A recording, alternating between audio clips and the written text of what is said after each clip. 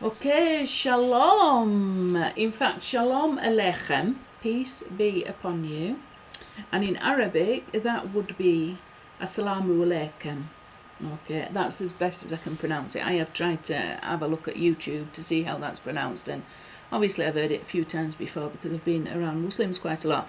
So this lesson is completely and totally glorious, by the way. If anybody wants to open themselves up to look to see what God has been doing in this world, now is this is the right lesson to be looking at, because we're going to be looking at some things that have never been exposed before, they've never been considered before, but because of the work that I do in decoding the Torah, it's very easy for me to put together a lesson to reveal the secrets about this particular phenomena that is contained within Quran.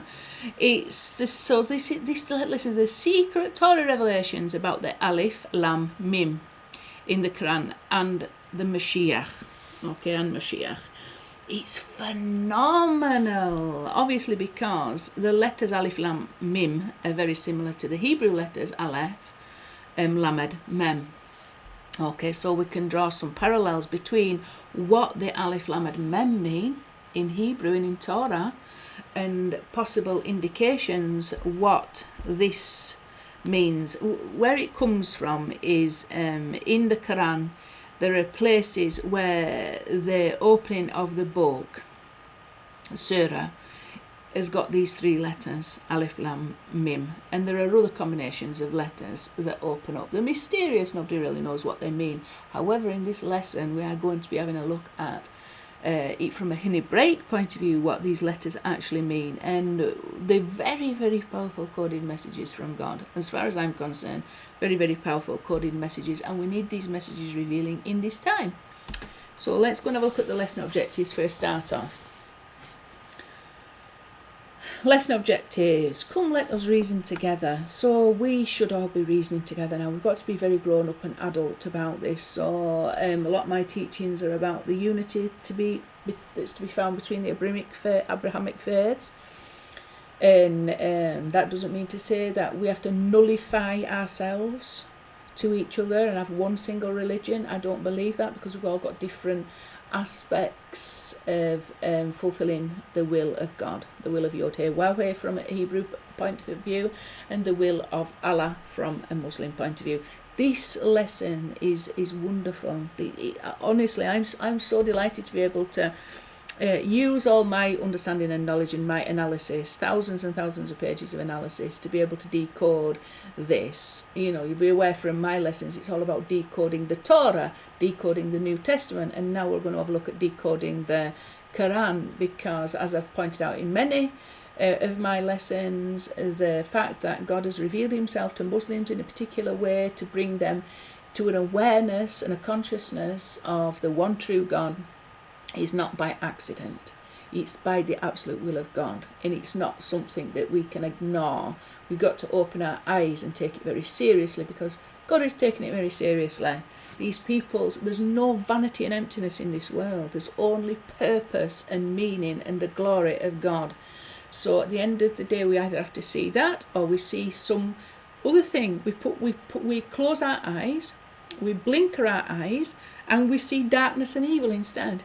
It's which way do we want to look at the world? Do we want to look at the people we share this world with as being, messages of Satan, or a revelation of the one true God? And I choose the latter, because it's the truth. I'm only saying the truth. So come, let us reason together. So this is taken from the Torah. This was Tanakh, actually, not the first five books of the Torah, but from the prophets, the prophet Yeshayahu, Isaiah. Lechu na wani wach ha. Come, let us debate, Isaiah 1:18. So I open all the lessons with this, because we should be debating. We need to debate, and we need to come together. 1057. So this is the gematria when we fill each letter as it sounds. So that's Lamed, filled as it sounds, Lamed Mem Daleth. Kaf filled as it sounds, Chaf Pe. Okay, Vav, filled as it sounds, Vav. Okay, so each letter in this saying filled, as it sounds. 1057, very significant number, because it's the exact same gematria as the Mispah Gadol. Mispah Gadol means when we take into consideration the change of the form of the letters when they're at the end of a word. This also happens in Arabic. Some letters, like this is a mem, and it changes form in Hebrew, so it becomes what's called a closed mem. It's a different form than what it would be if the mem was within the word. Okay, there's exactly the same letter. A similar thing happens with the mim sofit in Arabic. It changes form, and also when it's just on its own, it's an individual letter, it takes on the sofit form, I do believe. I'm not fully fluent or anything like that in Arabic. I just know some very, very basic facts. So 1057, exactly the same number. When we take into consideration the change of the form of the mem, we can have the numerical value of the mem in its normal value, which is 40, or in its sofit form, it's 600. So we get the bigger numbers, what's called Mispah Gadol, big numbering. 1057. I'm only saying this because I'm hoping to get some people who are Muslims and who might not have heard of these things like gematria. I know for definite that the Arabic has its own gematria system, its own numbering system. My job is to reveal the absolute perfection within the Torah through the numbers, because sometimes there's connections that can be made numerically that cannot be made textually and through the actual letters themselves. So I'll break down all the numbers and you can see some connection. So the sea saw and fled. This is the children of Israel coming out of Egypt. What did the sea see? That caused it to flee and part so that they could go out and be redeemed from slavery into freedom. The sages say they saw the coffin of Yosef, and the reason why the sea fled is because of all the good works that Yosef had done. Okay, and that's what the power was. It was the power through all the goodness that Yosef had done, bearing in mind that Yosef is an appellation for the Moshiach Ben Yosef, who was Yeshua, Jesus. Okay, so, and that means all the people that have acted to honour his name, that's what caused the sea to flee. Okay, so there's lots of things involved in that.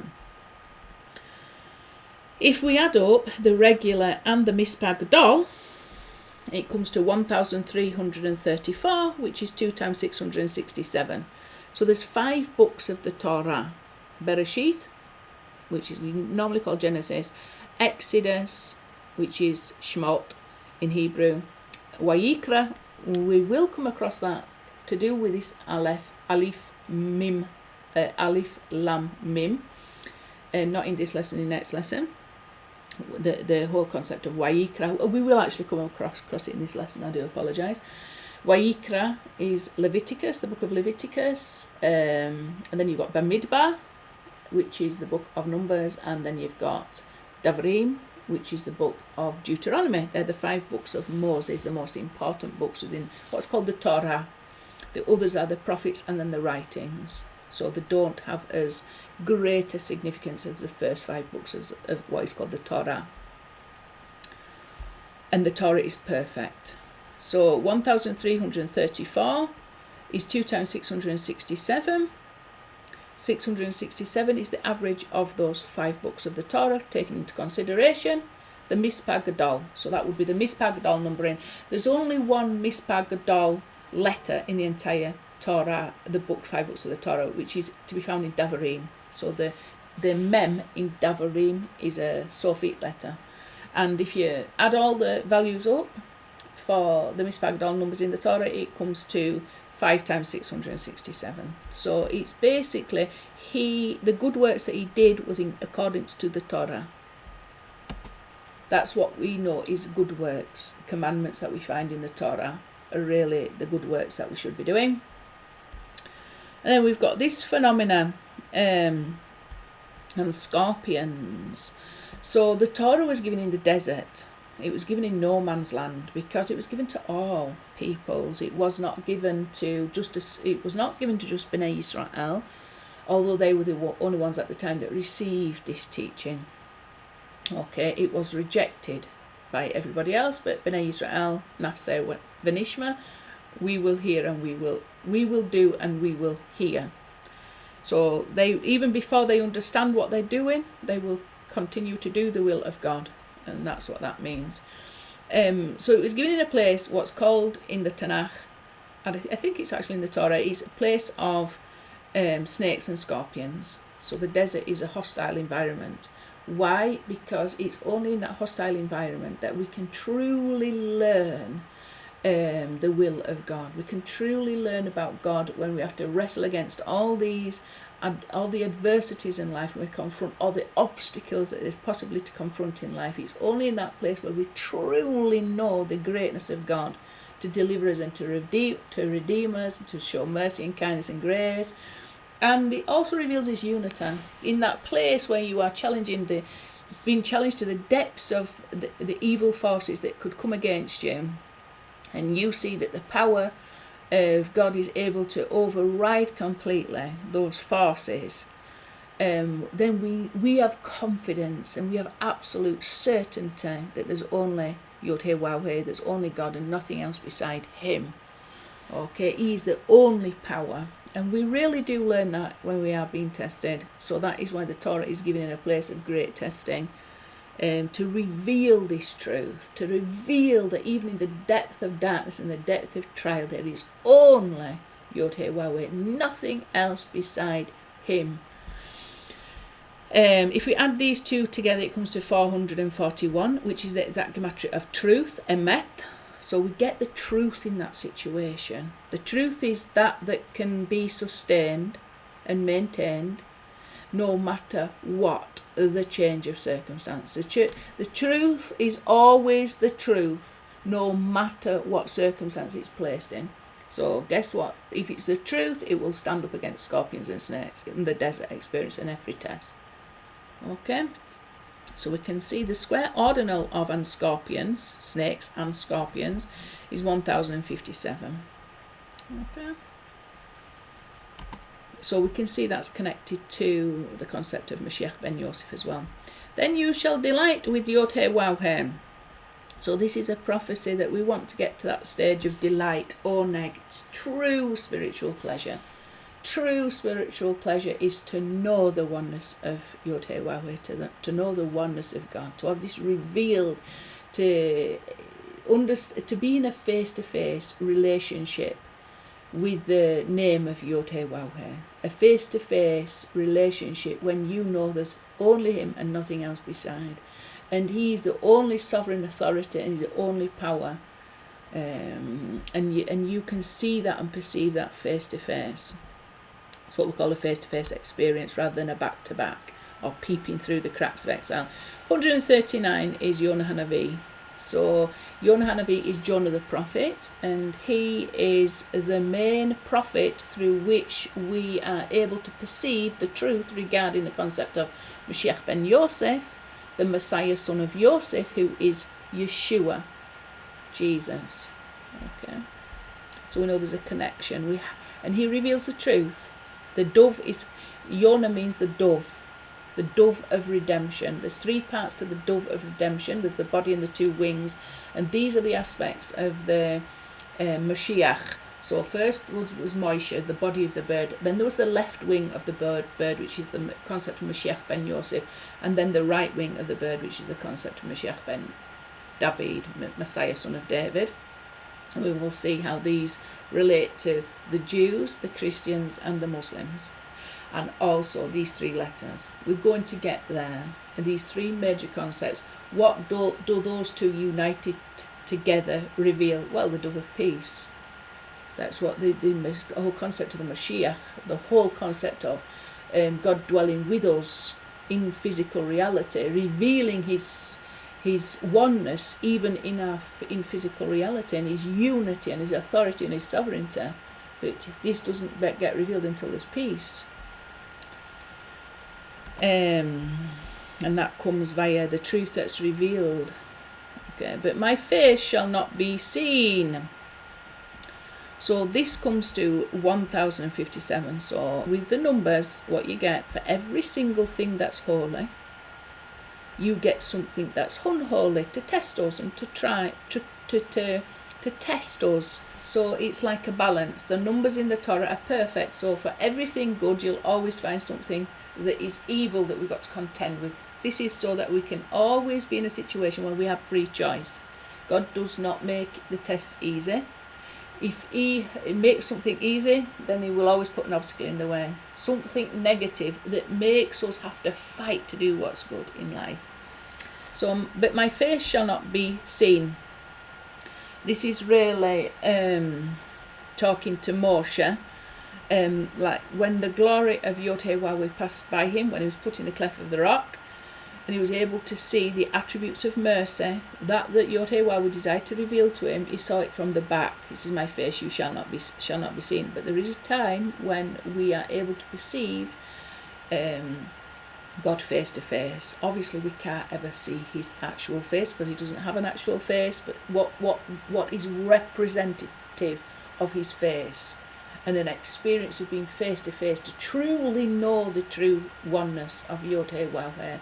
And this is when we get back up to the levels of the Garden of Eden, where we are fully rectified, where we have passed every test, and we ascend the ladder of tests and trials that we experience in our lives to reach the top of the ladder and come face to face with the presence of, face to face with the name YHWH. And that he desires to reveal, and that the infinite one can reveal to that is finite. We will get to see that. We will attain the pinnacle of revelation. We will never ever fully know everything there is to know about YHWH because he's unknowable. He's infinite and we are finite. But he has willed for us to know him to a certain degree. What has he willed for us to know? He has willed for us to know his oneness and his perfection. The oneness is an aspect of his infinite perfection and essence that he has desired to reveal to us, and his oneness means that he is only supreme. He's supreme, and he is the only authority, and he is unchangeable. And things like that. So it's the oneness that we get to know. So in the meantime, until we attain that, we're in, but my face shall not be seen. Until we pass all the tests, his face is not seen. So we see from the back, and it's like experiencing what is known as Metatron. This is a very complex spiritual phenomena. Basically, this is obviously the YHWH is the King over kings of kings. He's the supreme one. Lord of Lords, God of Gods, or all these titles. There's only him, nothing else beside him. But he doesn't actually, he has a force, shall we say, that is running the whole world. He uses forces, angels and powers to run the world for him, because he doesn't get his hands dirty. He sends people, forces that represent him. The chief force that represents him is a phenomenon called Metatron, and there's different aspects to it, but this is like the chief, what's called the Sar HaOlam, the prince of the world. Okay, there's good elements to that and there's bad elements to that. He's in charge of the running of the world. The world at this time has good things and bad things about it. So he is responsible for the running of this world that includes both good and bad, both rewards and punishments, both concealments and revelations, both evil and good. Okay? And when we are when we have not passed all the tests that we need to pass, we will be looking from a back-to-back position. We will be perceiving the oneness of YHWH and YHWH, but we'll be perceiving it from a back-to-back position. We are not looking face-to-face because we haven't passed every test. We've still got fears, we've still got doubts, we've still got lusts, we've still got, lies. We've still got lies that we believe in. We've still got foolishness that we do. We've still got sins that we commit. We've still got things that are not yet wholly or perfected. So we're in a back-to-back situation. We've got to overcome all the folly of our physical reality in order to attain what's called a face-to-face relationship with the name of YHWH. Okay, and that is through a phenomenon called happening, and it's basically the whole concept of the Moshiach, son of Yosef. I talk about this a lot, and as we can see, that has got exactly the same as this to let us know that this delight is, and this is opposite it. So our delight is when we come face to face. How do we come face to face? Well, we've got to contend with all the scorpions and snakes in the wilderness, and we've got to be able to reach this place where we come, now let us debate, and things like that. We've got to overcome all the ignorance and all the arrogance of life in this world, and all the fears and all the doubts and all the confusions. We've got to have a very clear mind about absolutely everything that we contend with. These are very, very profound spiritual concepts, by the way, very, very complex to be able to try. This is part of the test that we're up against. Ignorant people will not be able to get to the end of these concepts and understand it in a full picture. And you find there's little bits here and little bits here written about these concepts. So it's very, very difficult to go find all the pieces of the jigsaw puzzle that are hidden, and to build up that clear picture so that there's no confusion whatsoever regarding these matters, because confusions lead to doubt, and confusions, there's gaps in our understanding and knowledge of God.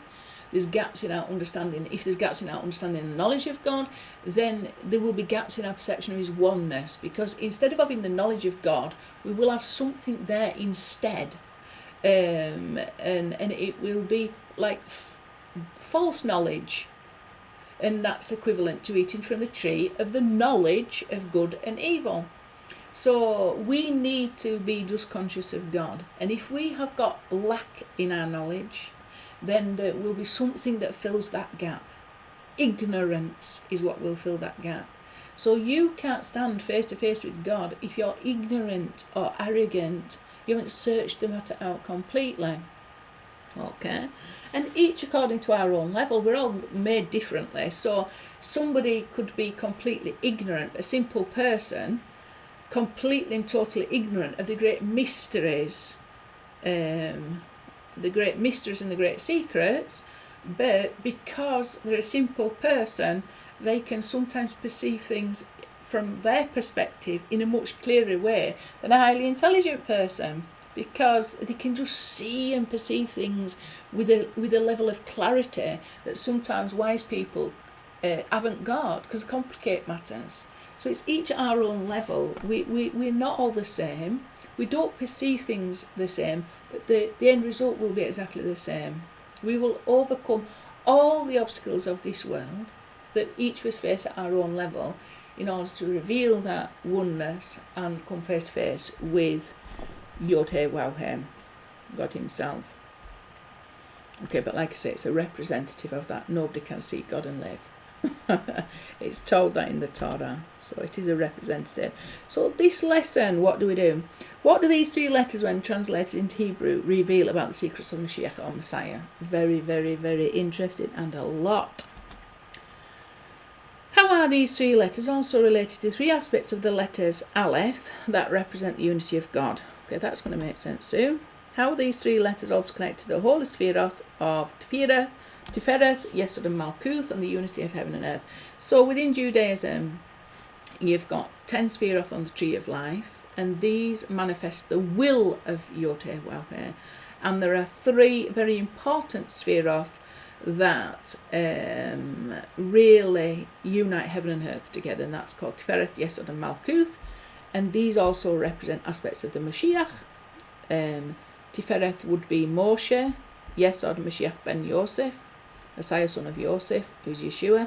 And then the final revelation, which is called, and this means foundation of the earth, foundation of the world, sorry.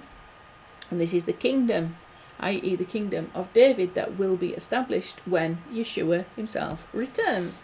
And I will be showing you that the concept of Moshiach Ben David, as I've said many times in many videos, is to be found within Islam. The entire concept of what Moshiach Ben David represents, Moshiach Ben David represents, is to be found within Islam. It's all hidden at this time within Islam. It's there to be revealed. And we can look at these letters and it can help us to reveal some of this truth that is actually hidden within Islam and unite that with all the other Abrahamic faiths. How are these three letters also related to major concepts in Christianity? How are these letters also related to the Arabic prayer in the name of Allah, Gracious and Merciful?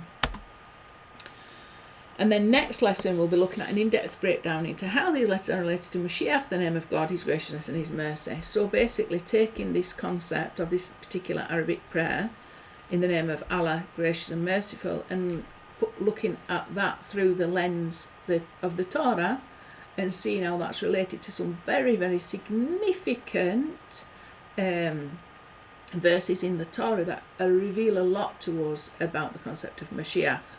Okay, so this is just really an introductory lesson.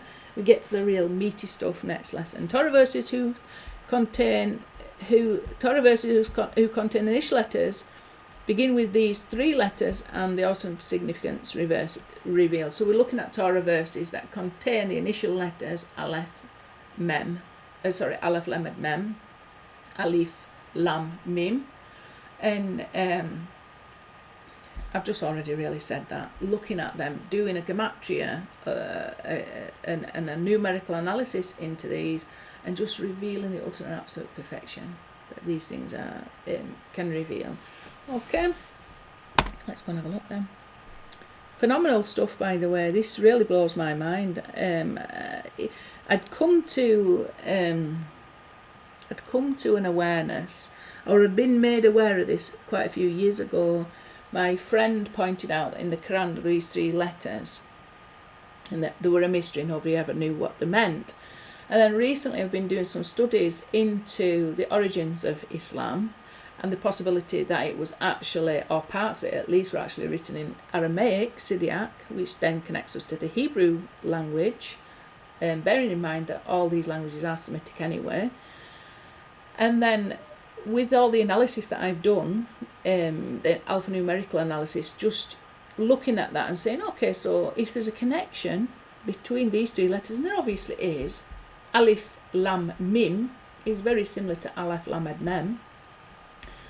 What do these letters mean from a Hebraic point of view, looking at the lens of through the Torah and the name YHWH, from a different position, what do these reveal? And it's really quite fascinating. So these are the Hebrew letters, Alef Lamed Mem, that would be Alif-Lam-Mim. So straight away, let's have a look. The Moshiach of Israel and the whole world. That means there's a revelation of the Moshiach to be found within the Torah. There's a revelation of the Moshiach to be found within Christianity. There is a revelation of the Mashiach, the Messiah, to be found within the Quran. These all need uniting together. Let's go and have a look. So these can be represented by these three letters. Let's see why. Because this is the Torah. This is the opening of the book of Vayikra, or Vayikra, the book of Leviticus. And the opening of this book contains this little letter Aleph.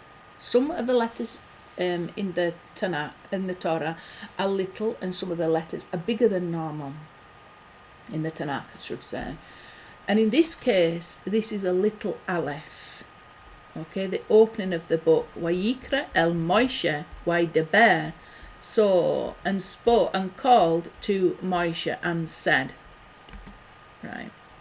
And so this is a little bit of background information. Moshe is the first Redeemer and is known as the little Aleph in the word Vayikra within the Torah scroll. So this little Aleph here represents Moshe, who is the first Redeemer, the Redeemer of the concept of Moshiach to be found within the Torah, which was given to the children of Israel and has been maintained by the house of Yehuda. Okay, because the other 10 tribes were lost to the nations, and we'll talk about them later. So straight away we've got a massive connection to the letter Aleph and the whole concept of Moshiach, Messiah, found within the Torah. Okay, and it also says eventually Moshe will become the Alef Gadol. The Alef Gadol is a coded name for the Messiah. So there's a concept within Judaism, what is what will be. So the first Redeemer will be the last Redeemer. It's basically, there's only one soul of Mashiach.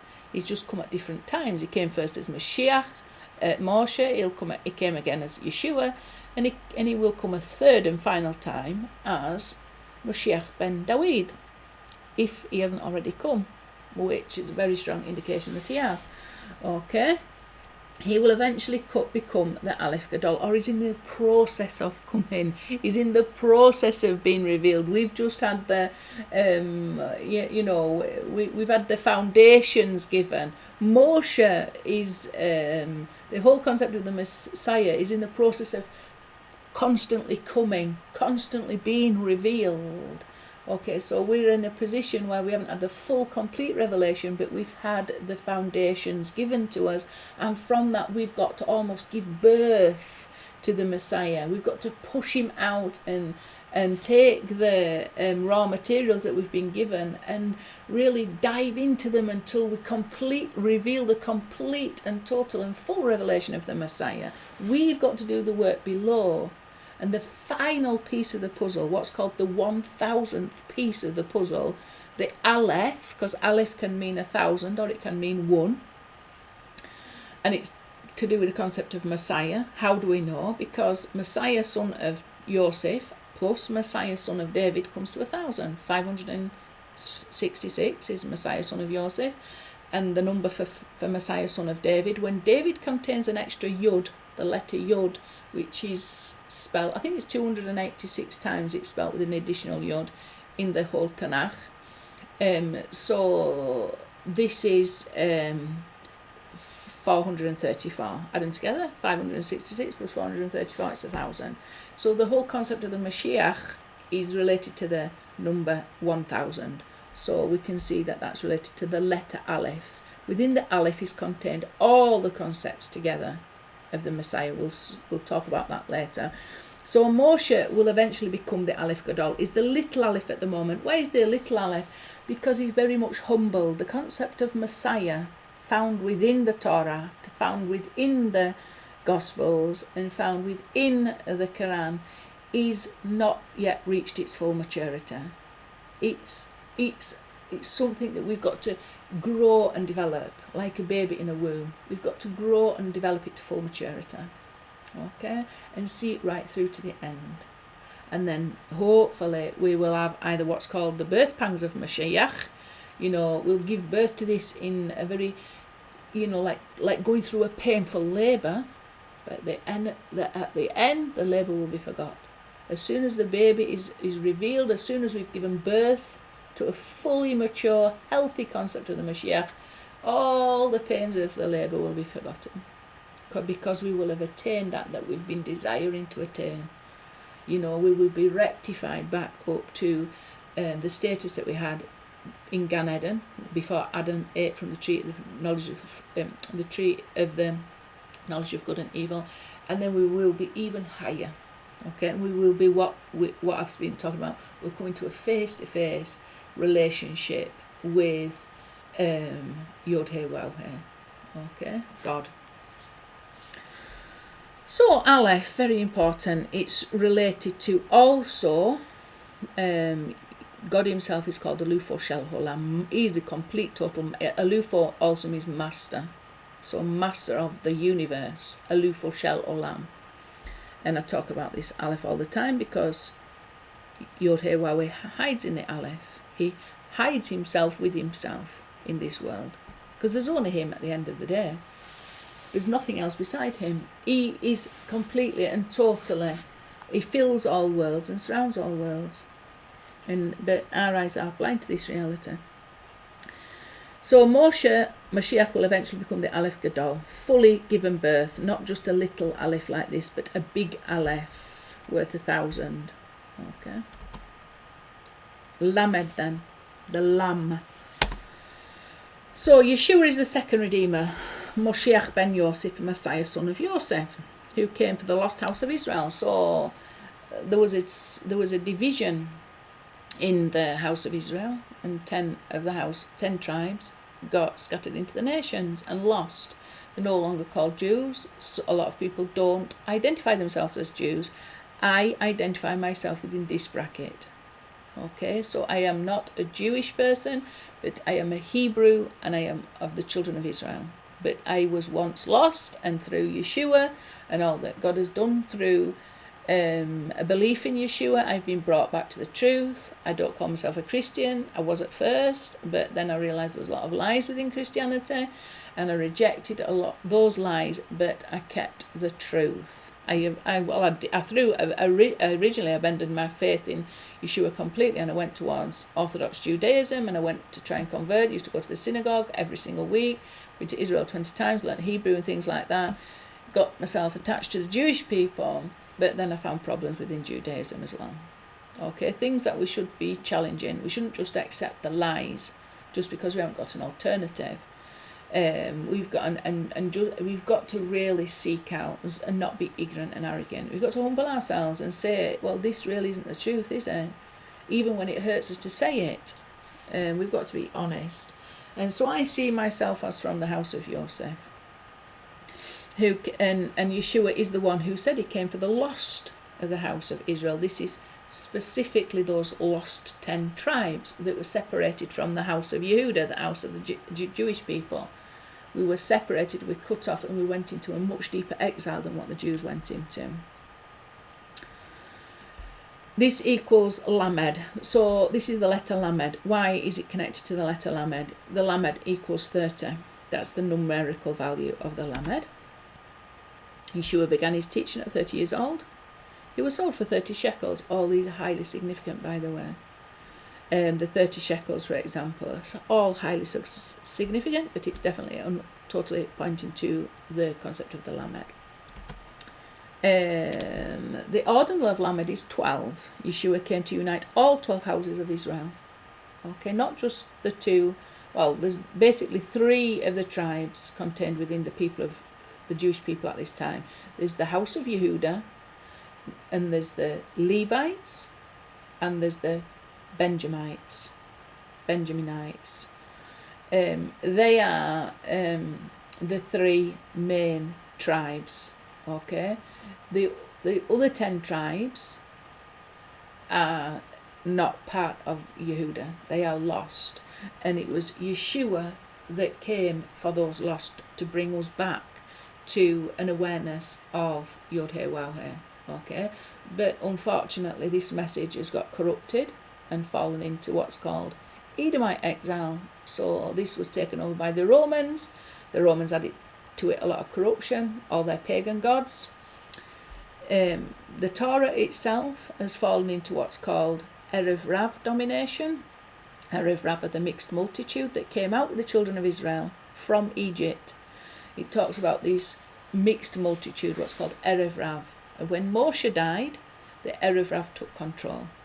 And these are what's called the 3 heads of the clipper, the 3 aspects of evil that dominate in this world at this time over the 3 main religions. It was all by the will of YHWH, because like I say, he gave us the snakes and the scorpions to battle with, not to succumb to, not to serve those wicked evil aspects into which this light has descended. So he gave us the light, but he caused it to descend into a great darkness, and it's for us to attach to the light and reject the darkness, to say no, we don't just accept everything that we've been told. We've got to start to recognise the difference between a truth and a lie. So the Torah is the truth.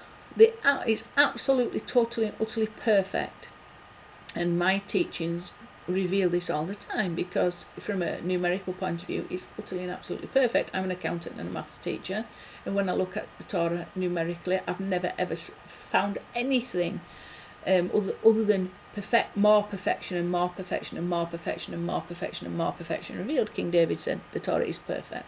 However, what is not perfect is the darkness into which it has descended, the Erev Rav darkness, and the false interpretations, and the arrogance and the ignorance that has come about by misinterpreting the Torah. And that's to be found within Judaism at this time, because the forces that control Judaism and YHWH, the God himself, put these forces to dominate so that we would not be lazy, and that we wouldn't be, that we would search within ourselves to want to know the truth, and we would fight against every force that came against us in order to seek out that truth and seek out that light, and to reject all that's evil, and not to succumb to evil forces ourselves and start doing evil just because the people who are teaching us the Torah are evil. Okay, just being like the people who are teaching us. So it's not that we are saying that the Torah itself is at fault. It isn't. It is just the fact that until we go up against all these evil forces and overcome them and subdue them, then we will never know the truth. Because, like I say, God didn't hand it to us on a plate. He wanted us to stir within us all the passion and all the drive and all the desire to draw near to him, and to reject that folly that causes separation, that causes hatred, that causes anger, that causes lust, that causes depravity, causes darkness and evil. To reject that and choose only good. Okay? So the Aleph, the concept of Moshiach, of Moshe, was descended into Erev Rav, the three heads of the clipper, the three heads of the serpent, if you like.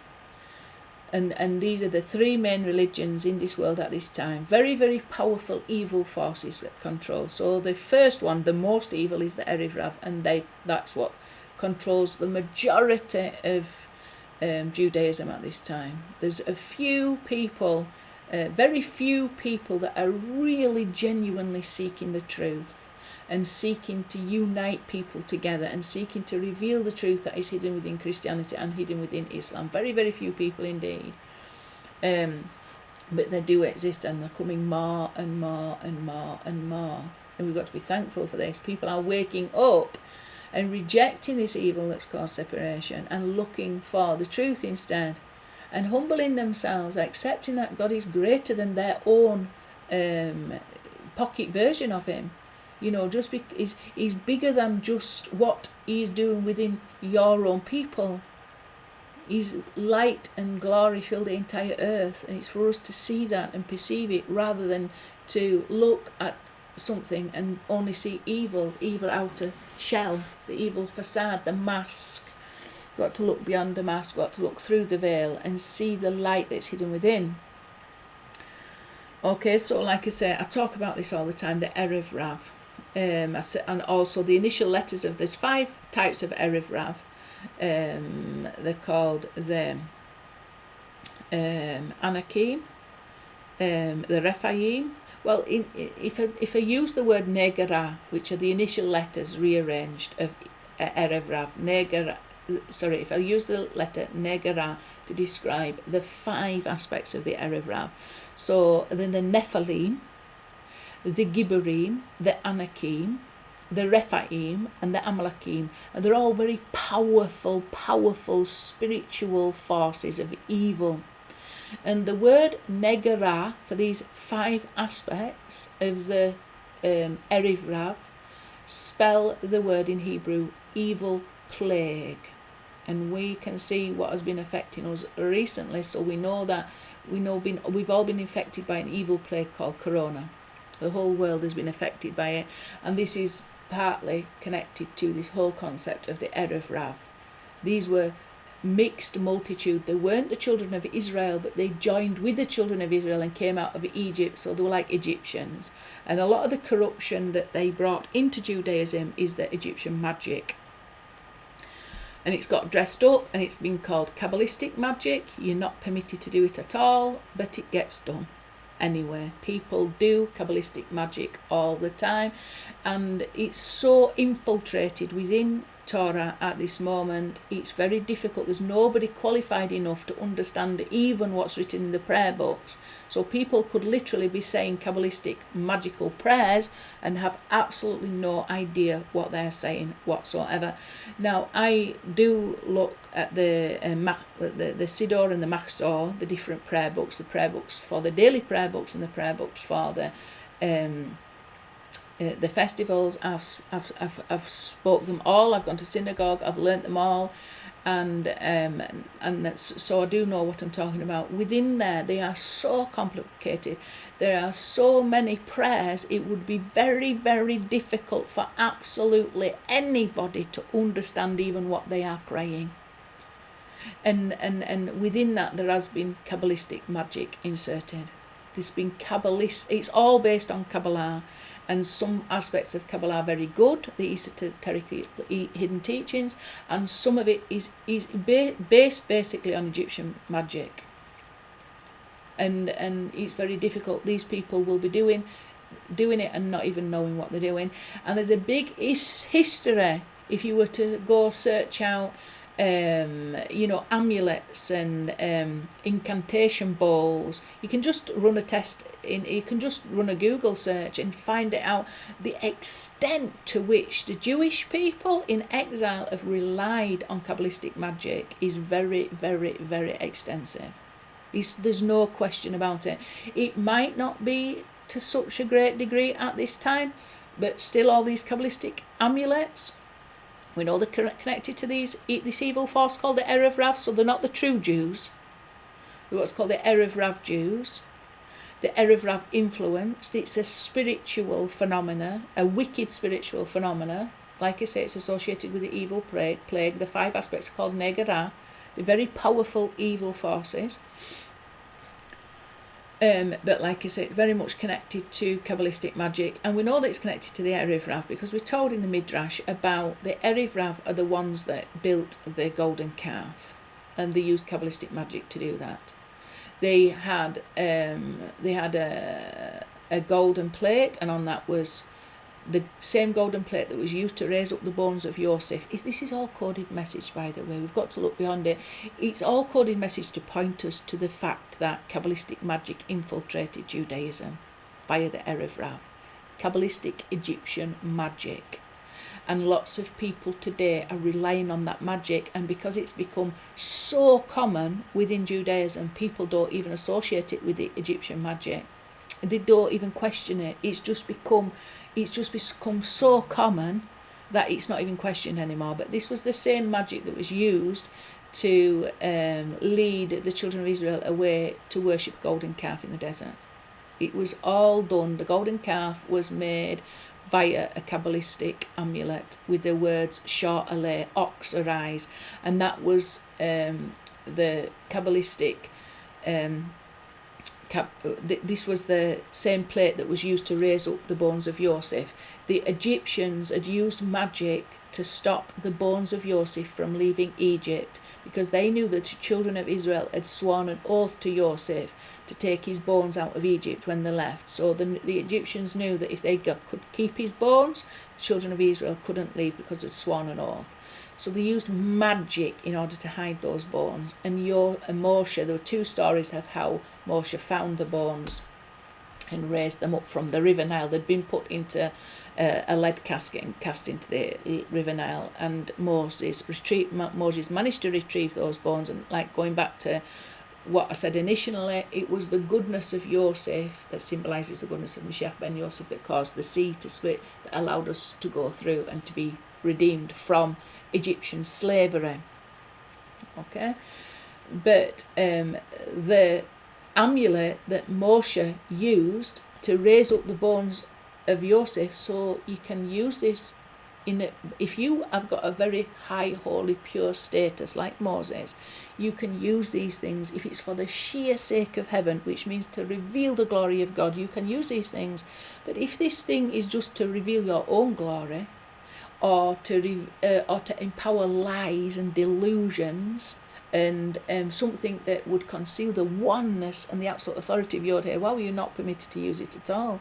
So this is what's got infiltrated within Judaism at this time. The Torah itself is completely perfect, but it is being corrupted through Erev Rav influence, and the main influence of that is it's magic.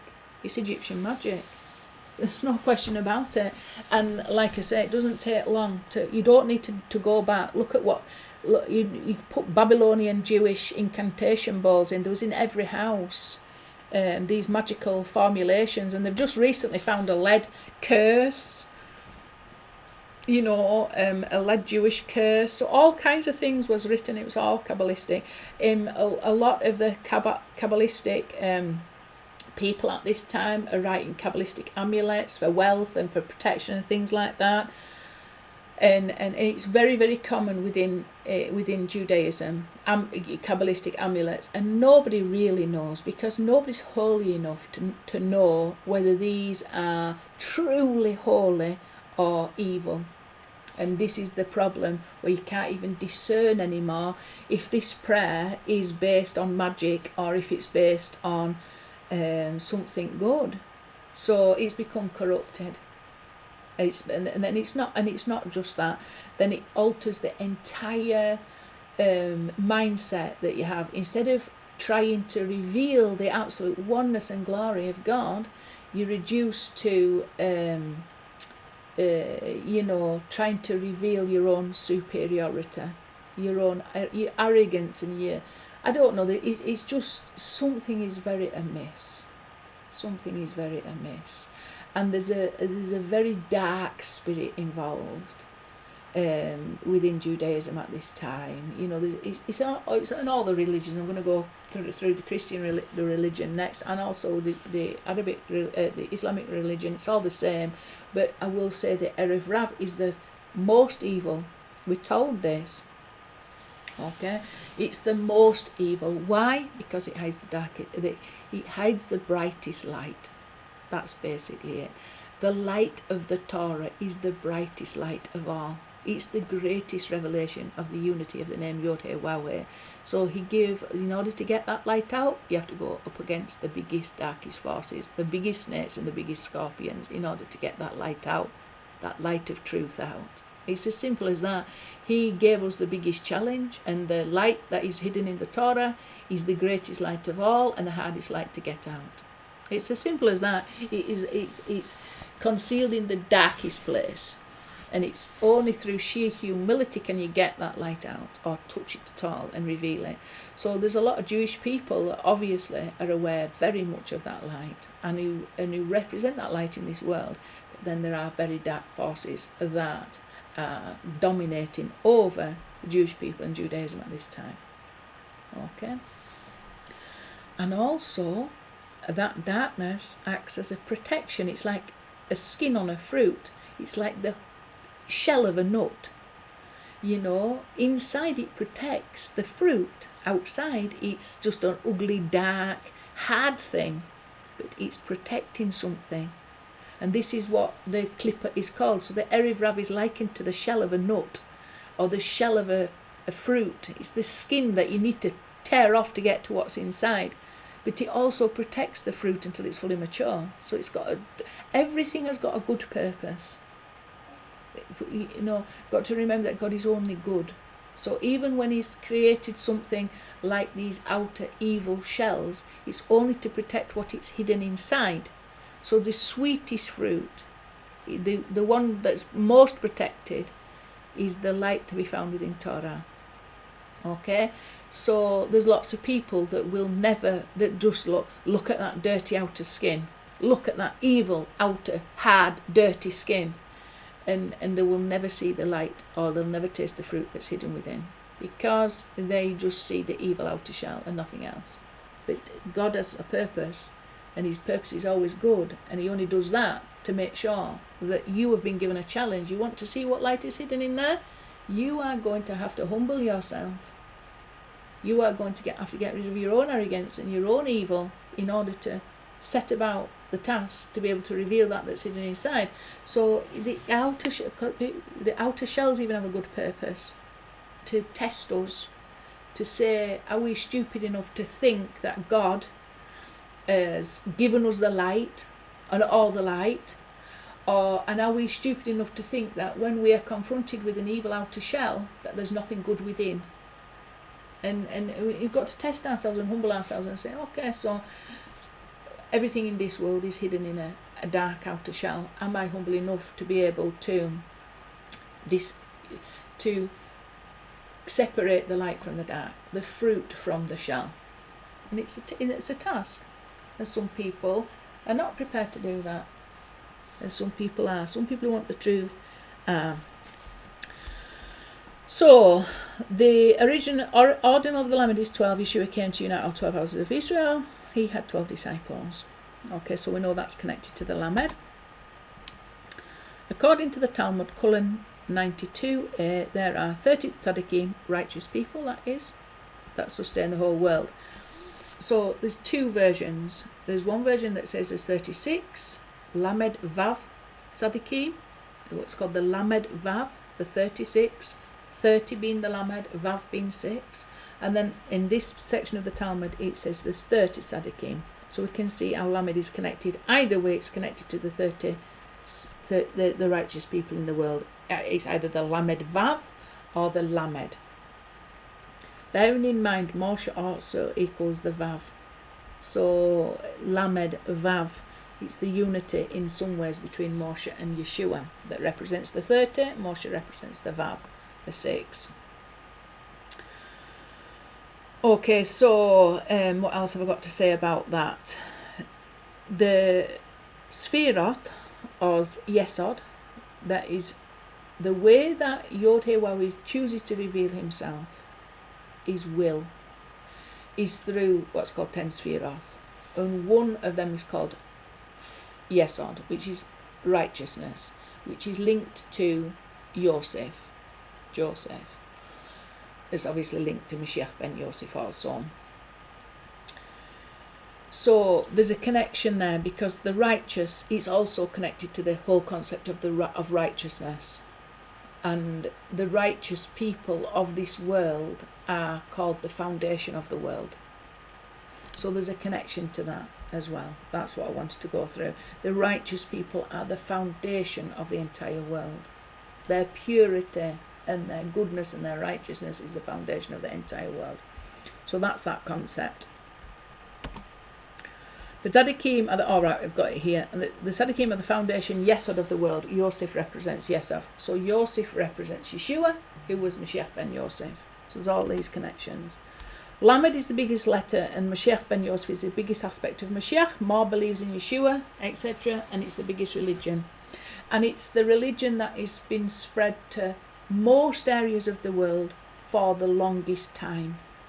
Okay, so it's the biggest letter within the alphabet, and it has had the biggest impact in the world in which we live. So what evil shell has this descended into then? If this has descended into the Erev Rav evil, what has this descended into? This has descended into what's called Edomite.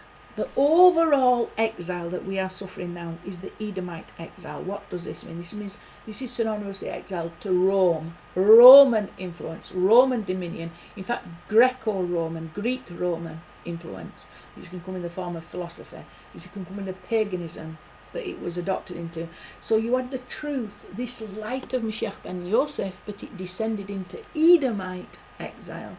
It got translated into Roman and Greek. And originally the Gospels would have, most likely, and there's a great deal of evidence to suggest this, they would have been mostly written in Hebrew. But the will of YHWH was to set as a challenge. So this light it caused to be surrounded by an evil outer shell. That evil outer shell is the Edomite shell, the Roman shell, but the fruit is hidden inside. So what we see when we're looking at Christianity is all the evil outer shell, the Roman influence, the pagan influence. So you've got concepts of saying that you've just got corruptions of the truth. You've got corruptions of the truth that are based on Roman gods, Roman beliefs, Roman delusions, or Greek influence, Greek philosophy and things like this. but negative aspects of it have infiltrated and concealed the truth that's hidden within. The truth about Moshiach Ben Yosef should reveal the name of YHWH and his oneness and his authority, but it doesn't. It creates problems. It creates, there's some of the idolatry of Rome infiltrated and surrounds this. So when you're looking at Christianity, you're seeing some of the problems that can't possibly be the truth. You're seeing idol worship and you're seeing things, but hidden within that is the light, the truth that Yeshua is the Moshiach Ben Yosef, and his true message, all that he represents and all that he's been accomplishing in this exile with us to bring us to that place of perfection, where we can then, with that truth, enable us to see face to face and to enter into a face to face relationship with God, bearing in mind that God has no face. This is a representation of a spiritual phenomena, that the best way to describe that spiritual phenomena is we are face to face with God. Obviously we are not literally face to face with God, because we can't possibly be that. He's infinite and things like that, but the way that we would describe the pinnacle of our spiritual experience, and that YHWH is trying to grow us up and mature us to be in truth, is what we would describe as a face-to-face relationship. Okay, but we're not literally face-to-face. This is a coded message for a spiritual phenomena, and the best way that we could understand that spiritual phenomena is to say we are face-to-face with God. Okay, so let's not confuse matters. We can't possibly see YHWH himself face to face, the infinite one himself face to face. It says that if we did, we would die. So it's obviously that's not an ideal. It's something we to attain spiritual levels of awareness and purity and holiness that is like being in the Garden of Eden, face to face with God himself, walking in the garden face to face, fully aware of the glory and oneness and sovereignty of YHWH and nothing else beside him. Okay, so some of that is hidden within Christianity. The ability to attain that is hidden within Christianity, but this is hidden in the dark shell, what's called the Edomite clipper, and this is also the code name for the entire clipper that we are in at this time. This entire evil dominance in this world at this time that we've got to wrestle with is a Roman Edomite influence. It means that the desires of our flesh are always tempted. So everything you see, it's where the Western world dominates. So we live in a world where Western ideals dominate, like democracy. It's Greek, so this is where you get the Greco-Roman. Most of the Greek gods and the Roman gods are exactly the same gods with different names. So it's a Greco-Roman, and this is why the New Testament is written in Greek. It's not true Greek. It's what's called Koine Greek. It's a corrupted form of Greek, even that the Greeks don't know and understand all the syntax of it and things like that. Not that I'm an expert in the New Testament, but it's written in a form of Greek that is not true Greek. And then it's obviously translated into Latin, and this is the whole concept of the Vatican and all the evil that has been done with the Vatican, all the murder and all the lies and all the power and all the corruption that has occurred through the Vatican being in control. Very, very powerful forces. We have got to fight against them. The truth is the power that we have to fight against all these evil forces, and we don't need to be afraid. They are evil, and we have got the power of truth to absolutely defeat every single evil that humanity can face. And the more truth that we have, the more power that we have to defeat all these evil forces completely. When Moshiach comes, he will unite all the truth that's hidden in Torah, in the Gospels and in the Quran, and he will have the power to absolutely annihilate all these forces that currently dominate. Absolutely and totally annihilate, and people will listen to him because they'll know that he's speaking the truth. And they will see very clearly that he's speaking the truth. Okay, so So this is the Erev Rav clipper, Edomite clipper. Now let's go and have a look at the Mem and how it's related to Moshiach Ben David. So Moshiach Ben David, the final Redeemer to unite all humanity together as one shepherd. And I've talked about this a lot. The light of Moshiach Ben David at this time is hidden in Islam. Without question in my mind it is. Everything in the scriptures, if you are prepared to humble yourself and interpret the Torah not according to your own ignorance and arrogance, but in accordance to the truth will set you free from these evil dominations. As I've put out many times, the truth is that Islam is not this evil false prophet and demonic force in the world. Everything is surrounded by evil, so obviously Islam has got another evil clipper. I'm going to talk about that soon, but the light it hides is the light of Moshiach Ben David, for definite. And everything in the Torah regarding Moshiach Ben Moshiach Ben David, points to Islam, points to the Muslim people, points to the situation. And look at the history. Do you think that God has just been creating like lying to all these people? No, he hasn't. He's been revealing the truth to all these people, because these people, the Muslim people, are totally not beloved of God. But they are so beloved, he has given them a challenge too. He hasn't put the Jews in a dark place and said, reveal the light. And he hasn't put the Christians in a dark place and says, you need to reveal the light, reveal the truth.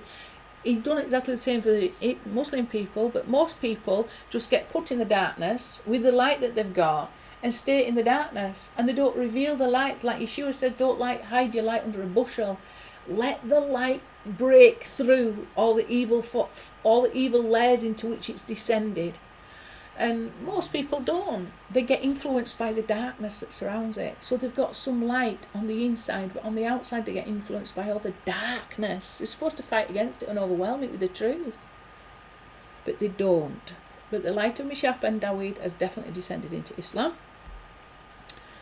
He is the one shepherd that unites all humanity together. So Moshe is really the message that comes for the house of Yehuda. It's very, very small number of people, but a very powerful, powerful, powerful light. This comes for many, many people, the whole lost house of Israel. And the majority of Christians are from the lost house of Israel. There are others beside. Yeshua said, I will gather others beside, and others have been gathered beside. Many of the people at Islam are, the message that is within Islam is for all humanity. You don't have to be a Jew, you don't have to be the lost house of Israel. This is a message for all humanity, and King David is the one that links all humanity. And so many things that have happened to me when I've gone to Israel that has revealed something. It's like God has been trying to speak to me, even through the darkness to which I'd subjected myself to, whether it be Christianity or Judaism. And I've subjected myself to both in the past.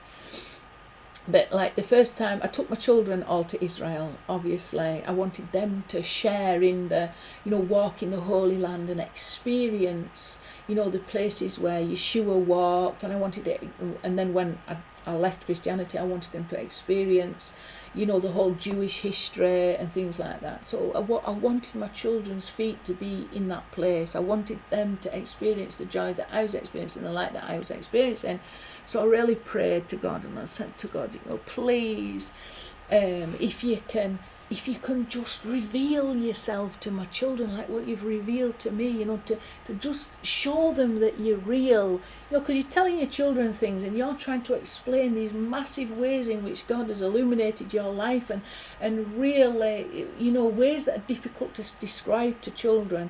You know yourself, unless you've experienced something, it's very difficult to understand what that person's talking about. So you want your children to experience the love of God for themselves. You want them, their eyes to be open to see His glory revealed. So I took them to Israel, and I took them to all the holy sites. We're on Mount Beatitudes. I'm reading out there.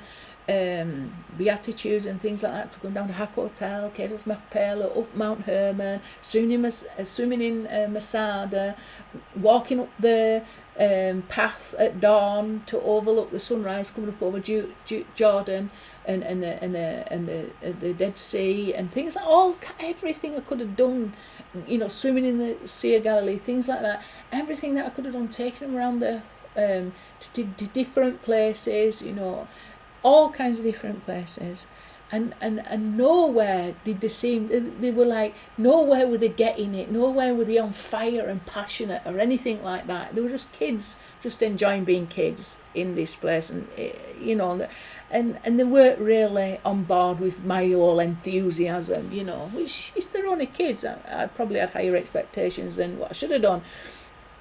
Then all of a sudden I'm in Galilee and I see this mountain, and I say, something is saying to me. This was when I was still a believer in Yeshua. I did abandon my faith in Yeshua, and there was just too many lies within Christianity for me to contend with. I just rejected it all. I thought, God, this is all lies.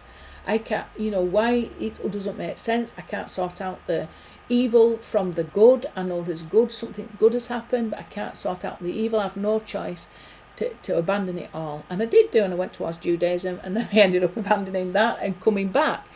Because at least with the Judaism I had the power.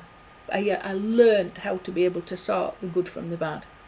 So I could go back and sort out the good bits of Christianity from the bad bits, and understand from a Torah perspective the whole of Christianity, and link that into Torah and put it back to the root that it came from, rather than the Roman, Greek lies that it was enslaved and encapsulated to.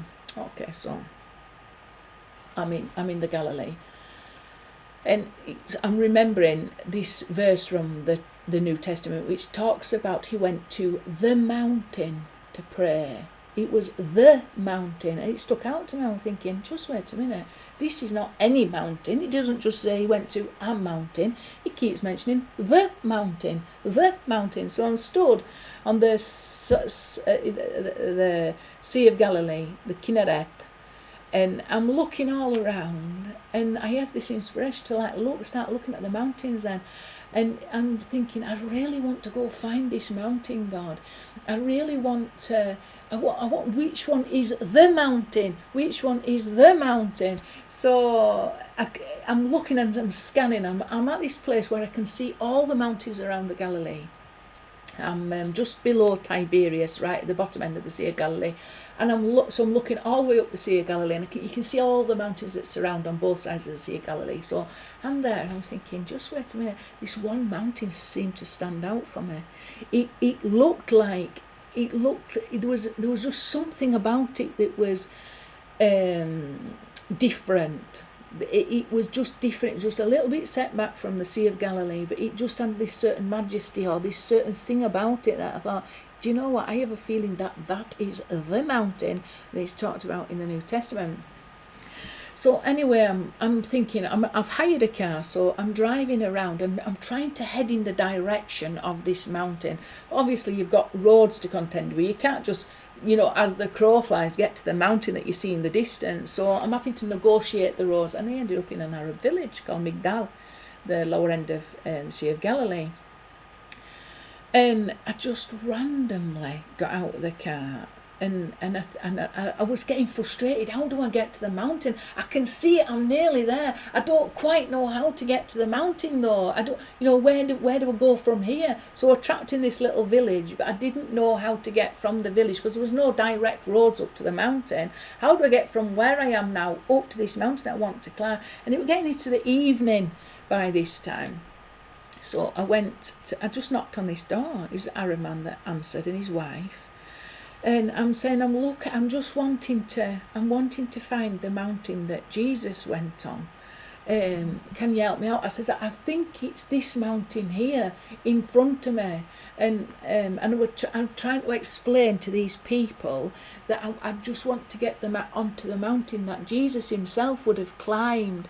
And little did I know that actually turned up to the house of the man whose job it was to run the entire, it was part of a national park, and he was the national park warden. So God had guided me to knock on the right door. So this Arab man, he's a very humble Arab man, it's called Moses, and his wife, and I knocked on the door. And then his wife, she was a wonderful woman with the most glorious smile. She really radiated love and kindness and hospitality. And there were me with my 2 elder children. Anyway, they invited us in and to the home, and they were just about to break the fast for Ramadan, I do believe. So we were getting towards evening, and it was late on in the day. They invited us into the house. Says, would you like to come in? He says, my husband is the warden, so he can teach you all about this mountain. And I said, oh, this is amazing. He said, do you want to go in? And my kids wanted to go in. Now, before I'd gone, I was telling the children, when we get to Israel this time, we'll try some date syrup. I said, I've seen it. Some date juice. I said, I've seen the children had the date syrup and the dates. I'd bought them from the Holy Land and things like that. They were very accustomed to that. I said, last time we were there, I saw that we could have this date juice and that we'd never had it. Okay, so we went in, got invited, and they were just very hospitable to us. They were wonderful people, and they had this incredible story to tell us. I'm not going to tell it now, but basically I said, is for definite that the mountain that Jesus would have walked upon? And the warden said, it is definitely a mountain that Jesus walked on. I said, and how do you know? He says, well, at the other side of the mountain is Nazareth. And he says, the only way from here to Nazareth is over that mountain. So it says that he definitely walked over the mountain. Okay, so we're happy with that, and I felt like we're all inspired anyway. Anyway, they started to ask us what we wanted, and I was like, oh, do you know what? I says, I've always wanted an Arabic coffee. I've never had anybody make me an Arabic coffee. And then I think it's either his father or the woman's parents or whatever, they lived with him in this house. It was a beautiful Arab house. And the father got up and he was so delighted. He must have been really very good at making coffee. He was delighted to be able to make this Arabic coffee. It was like an honour to him. And like I say, this was Ramadan for them. So we were getting to the break of Ramadan, and then all of a sudden they started bringing all this food out and all these little meat pasties and things like that. And they asked my son, what do you want? Is there anything you would like?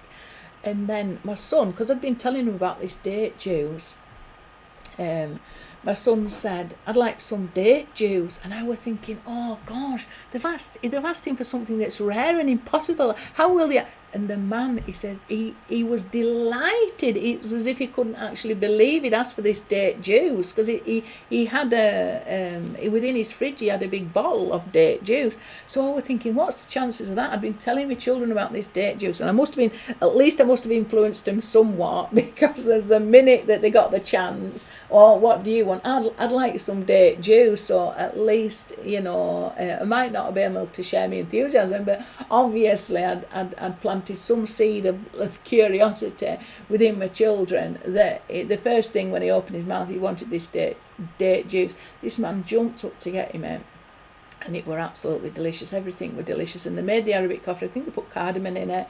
They made it the proper way, like the boiling it on top of a stove and things like that. It were all done absolutely wonderful, and we were just amazed. And then I said to the man, and he said to me, come tomorrow 6 o'clock in the morning. He says, because if you don't come at that time, you won't be able to climb the mountain. It will be too hot for you. It was roasting hot. I mean, it was a very severe heat wave at the time. So we came at 6 o'clock in the morning. After all this, we came at 6 o'clock in the morning, and we met the man. And he stood at the bottom of the mountain, the gate, and he told us exactly how to get up the mountain. And I did do. And we walked up, we went right up to the top. It was very, very special. It did get very, very hot, very, very quickly. Once it got to about 11 o'clock, it's just too hot to be on the mountain. We had to have been down the mountain by then, because we could have been injured by the sun. So we were up and down the mountain, we climbed the mountain, did things like that. Even very early on in the morning it was hot, so he was very wise to say set off at 6 o'clock. So we met him at 6 o'clock at the gate, showed us where, and we came back. And then I came back to his house to say thank you. and they invited us in again, and even though they were still fasting because it was through the day, they offered us all this hospitality. And then by the time, because we spent quite a long time there, by the time we'd finished, it was coming close to sunset and stuff like that. And I'd asked them, look, where's the best place to go for a swim and take the children for a swim? And they told us to go to Nagba. I think it was Nagba. And this is the place where this apparently broke the 5 loaves and the fish. And it was absolutely glorious. There's a beach there, there's a hotel, there's a restaurant, you can go eat. And which we did do. We actually went and ate at, and one thing and another. We just had this incredible time, and the children were so alive. It was the most I'd seen in my life. It were as if I were dragging them around, trying to get them to experience it. And then all of a sudden, my son turned around to me and he said, what was his exact words? He looked at me in the face, bearing in mind I'd wanted my children to experience God from a Christian perspective or from a Jewish perspective, okay? And yet, and I'd taken them everywhere, because that's the way that I'd experienced God. I'd experienced it within those contexts. So I wanted to share this with my children. My son turned around to me and said, after we'd experienced this and after we'd gone down to the beach, he looked me straight in the face and he said, Mum. I said, what? He said, that was God, wasn't it? And I'm thinking, I couldn't deny it at all. And I was saying, yes, son, that's God. That's what we have just experienced, God in our lives. And I was sort of thinking to God, God, this is a mystery. I says, I have taken my children, brought them to the Holy Land. I said, I've taken them to all the Christian sites. I've taken them to all the Jewish sites. I said, you knew my prayer. And yet when you decided to reveal yourself to my children, it was in an Arab man's house during Ramadan, and I said, in a very unexpected way. And I was confused. I was like, well, I wonder what that means then. And I thought, you've brought me all the way to Israel to reveal to my children, you've revealed it to them during Ramadan in an Arab man's house. Even whilst I was looking for Yeshua, Jesus, and wanted to walk in his footsteps, but I couldn't deny it. I was very grateful for it. Very, very precious. It was a very, very precious experience because it was so real.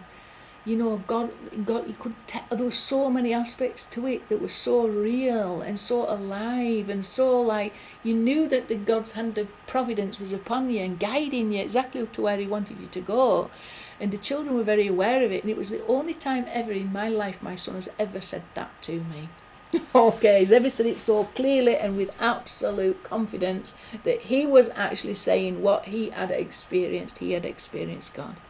And it was in that Arab man's house, drinking date juice, going up the mountain and breaking the Ramadan fast with these people. So God worked in a very mysterious way. And like I say, it's something I'm very thankful for. And that wasn't the only experience. I had other experiences, and then I've had the joy of decoding the Torah, looking for the light and finding connections to the whole concept of Moshiach Ben Yosef hidden within Islam. And I've talked about this a lot. I wanted to just share that with you just because when we are open, when we are open our hearts to receive, we will receive. Now, if, for example, we are filled with hatred and anger and lies, we won't be able to receive those gifts that God wants to bestow upon us. There is light within Islam, there is light within Christianity, and there's light within Judaism, absolutely. And if you want to receive the light, you will receive the light. And if you want to get smashed up by the hard outer evil shells, you'll get smashed up by the hard outer evil shells. We have a choice.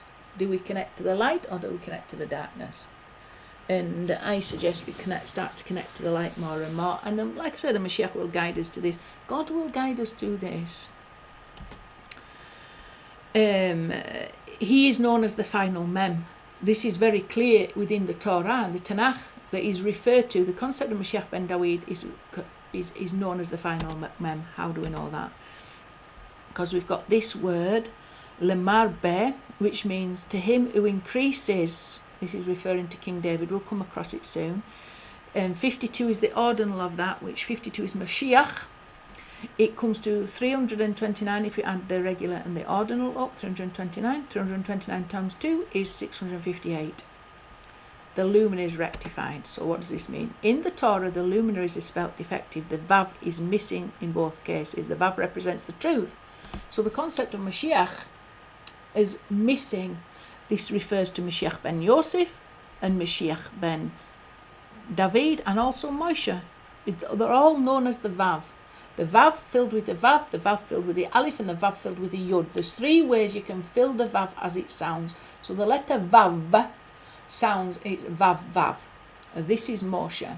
The Vav with an Aleph, Vav Aleph Vav, can be filled this way. This is Moshiach Ben Yosef. The Vav filled with a Yod, Vav Yod Vav, is Moshiach Ben David. Okay? So we've got the 2 Vavs, the luminaries, 658 connected to this concept, Moshiach Ben David. It's got 73 ordinal. Together they come to 731. This is the rectified spelling. When we include the 2 Vavs in the Torah, these 2 Vavs are missing. What does this tell us? That God doesn't give us everything.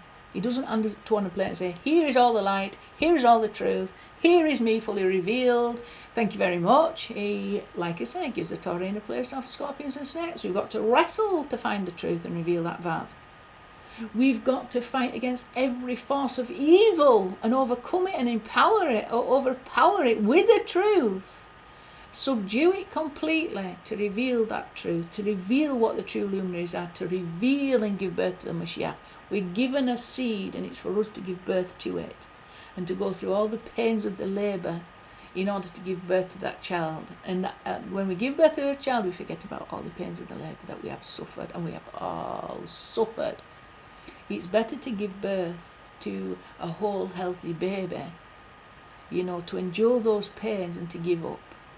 Okay? It's better to go through those labour pains, the pangs of Moshiach, and fully give birth to a healthy child as opposed to a defective or a stillborn, which can often be the case, God forbid.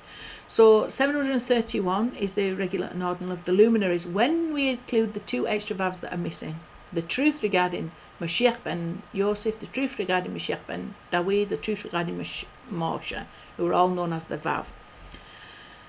Moshe is 345. So the letters Mem Shin He, 345. The letters of Yeshua, Yod Shin Vav Ayin, 386, added together, 731, exactly the same as the luminaries rectified. And then we can see also that's connected to the concept of Moshiach Ben David. Okay? In truth, the square ordinal of in truth, so if we square the letter Bet, which is the second letter of the Aleph Bet, we square the letter Aleph, which is the first letter, square the letter Mem, and square the letter Tet. Let me just do this just to make sure. I'm pretty sure it's right. So we've got 4 plus 1 plus 169 plus 441. Right, plus the ordinal then.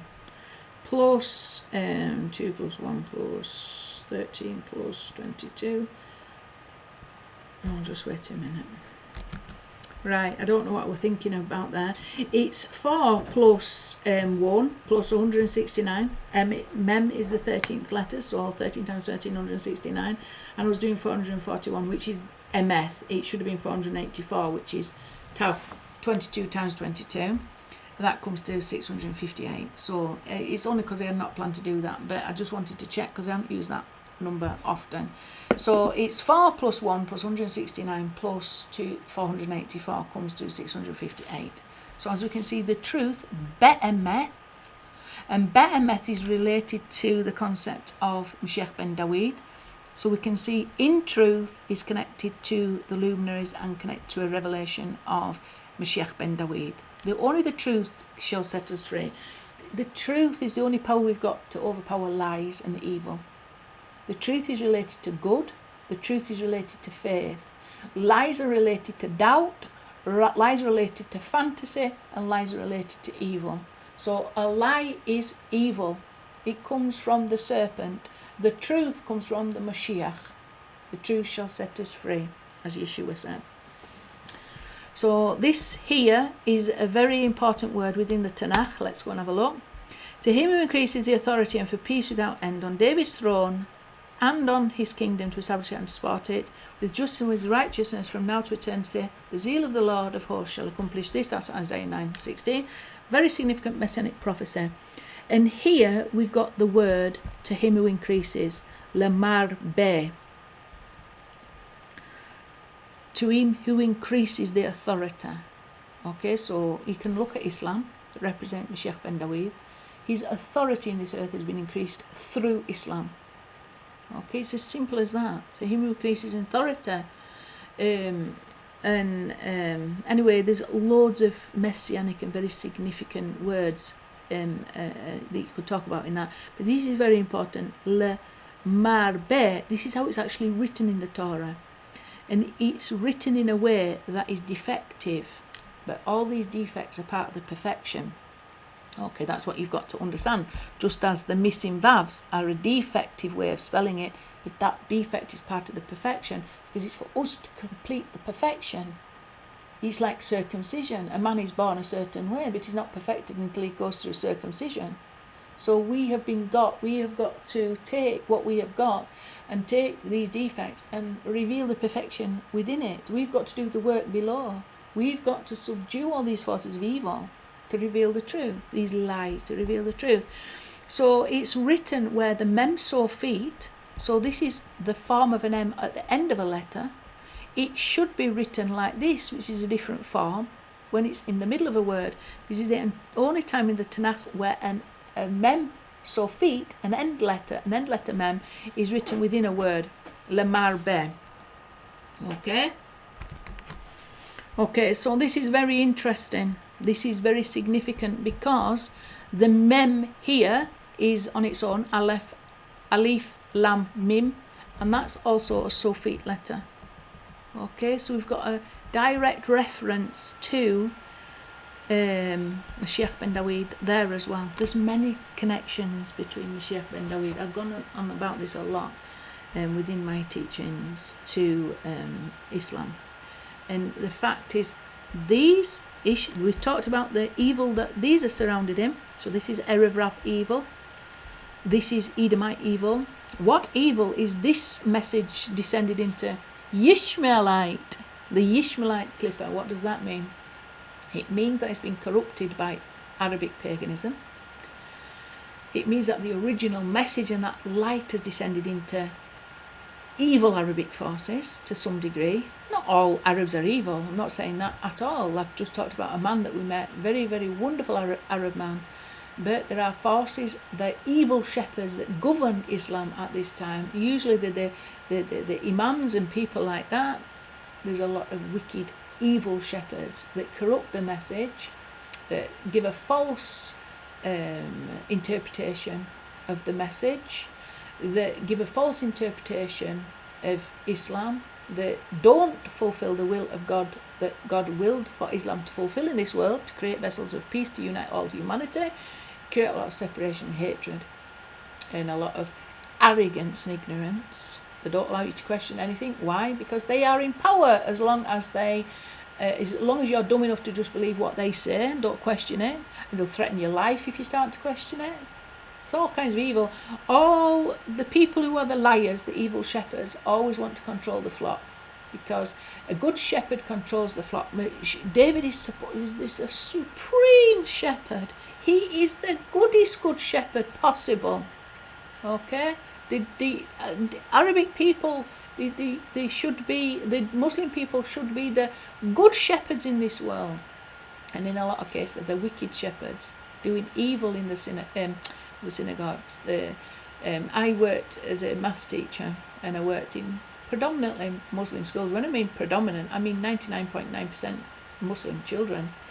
And the horror stories that I was told in some instances from the children, they didn't enjoy the way they were treated, dragged about by the ears, made to sit still, perfectly still for hours, and just, tortured and tormented if they moved, and expected to show respect to these wicked shepherds, and they had to just submit to their authority. It's just a joke. There's no love or light involved in that. and then they end up with mental illness. One of the schools that I worked at was an all Muslim school, and we had to in the end employ a mental health nurse. There were so many severe issues, and there's a lot of drug issues within these communities because it's just got hopelessness. They are beaten up to make them think that they are nothing. They're supposed to be raised up to understand that they are, beloved. Moshiach Ben Dawid means beloved. David means beloved. So where is this light? Very well hidden, and it's hidden in this evil clipper called Ishmaelite clipper. And it's questionable even if the Quran was originally written in Arabic.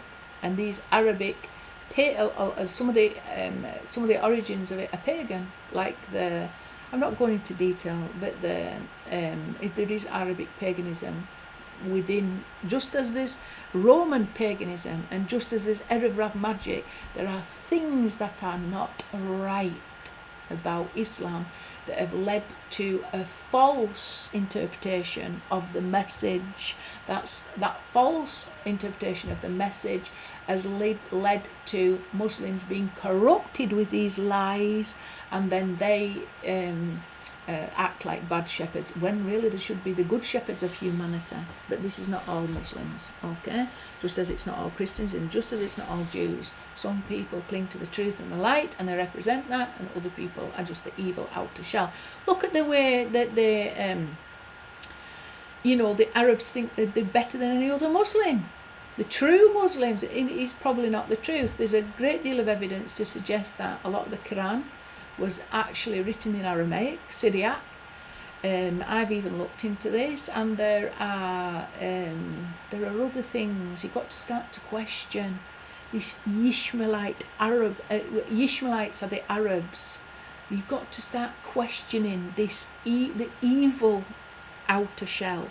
Just as you've got to question the Roman influence, just as you've got to question the Erev Rav Egyptian magical influence within Judaism. If you don't, you're a fool. You're going to be subject to it, and you're going to have these lies controlling you. So you've got to fight back. You've got to separate the light from the darkness. And if you think that Islam is all light, you are fooled. You're going to be fooled by the evil people that are controlling you and lying to you and intimidating you. Nothing to be afraid of. We represent the truth. We're only asking questions. We want to ask questions because we want to know the truth. It's our job. We have got to fight against these evil forces, and it's evil anybody that would try and shut your mouth up and not allow you to question anything. Okay? And make you accept evil shepherds in your life and over your children's life. It's just not the truth. I was fortunate enough to work for a man called Arafat, and I honestly, he was the most noble man I'd ever met in all my life.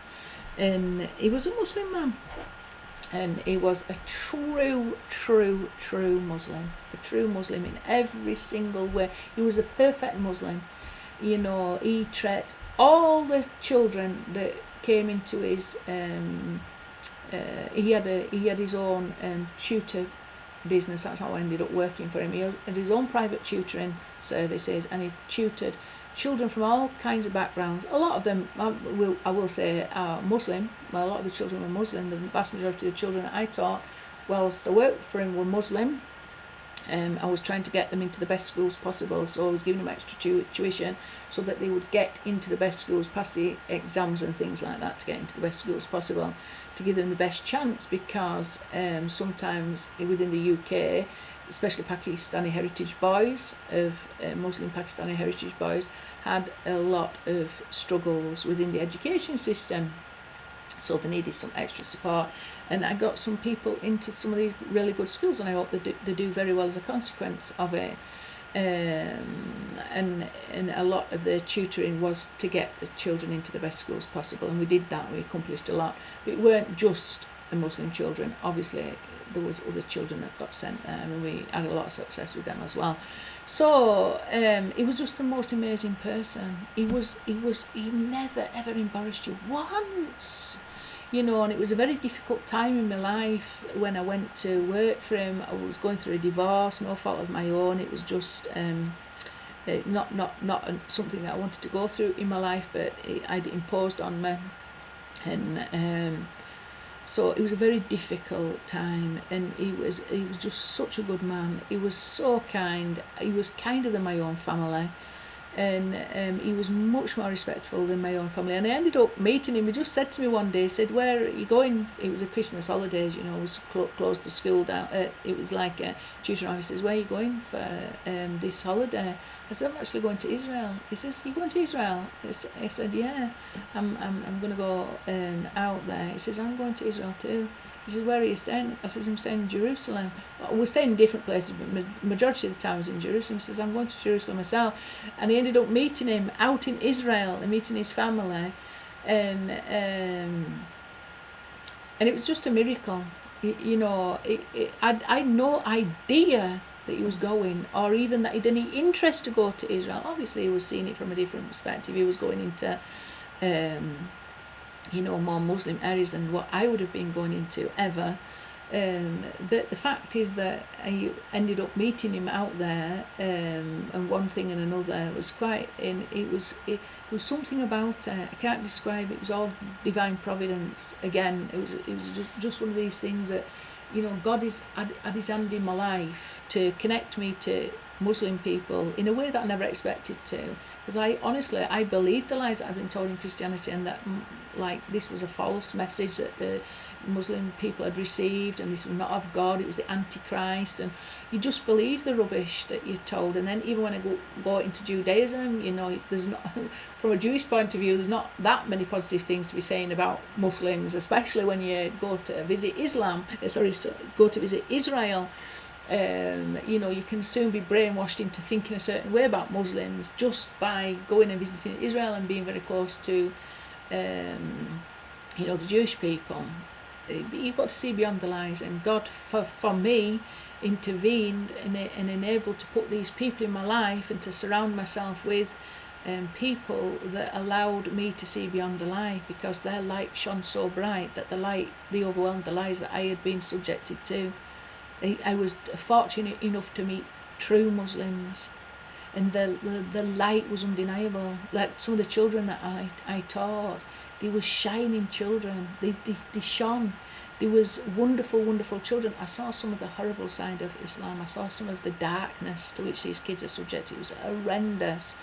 I saw some things, you know, that were really very, very, very sad to my soul. I really did feel like, wow, this is no fun for Muslims to be trapped in this religion at all. They need some light. They need to be free from this evil.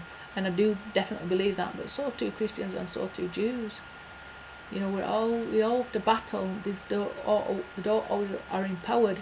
But within these religions, there are some true Muslims, some true Christians, some true Jews, and they are light in this world. They are light. And this man that I worked for, he was just radiant. He won great big awards, you know, not just small awards. He won big national teaching awards. He was such a good man.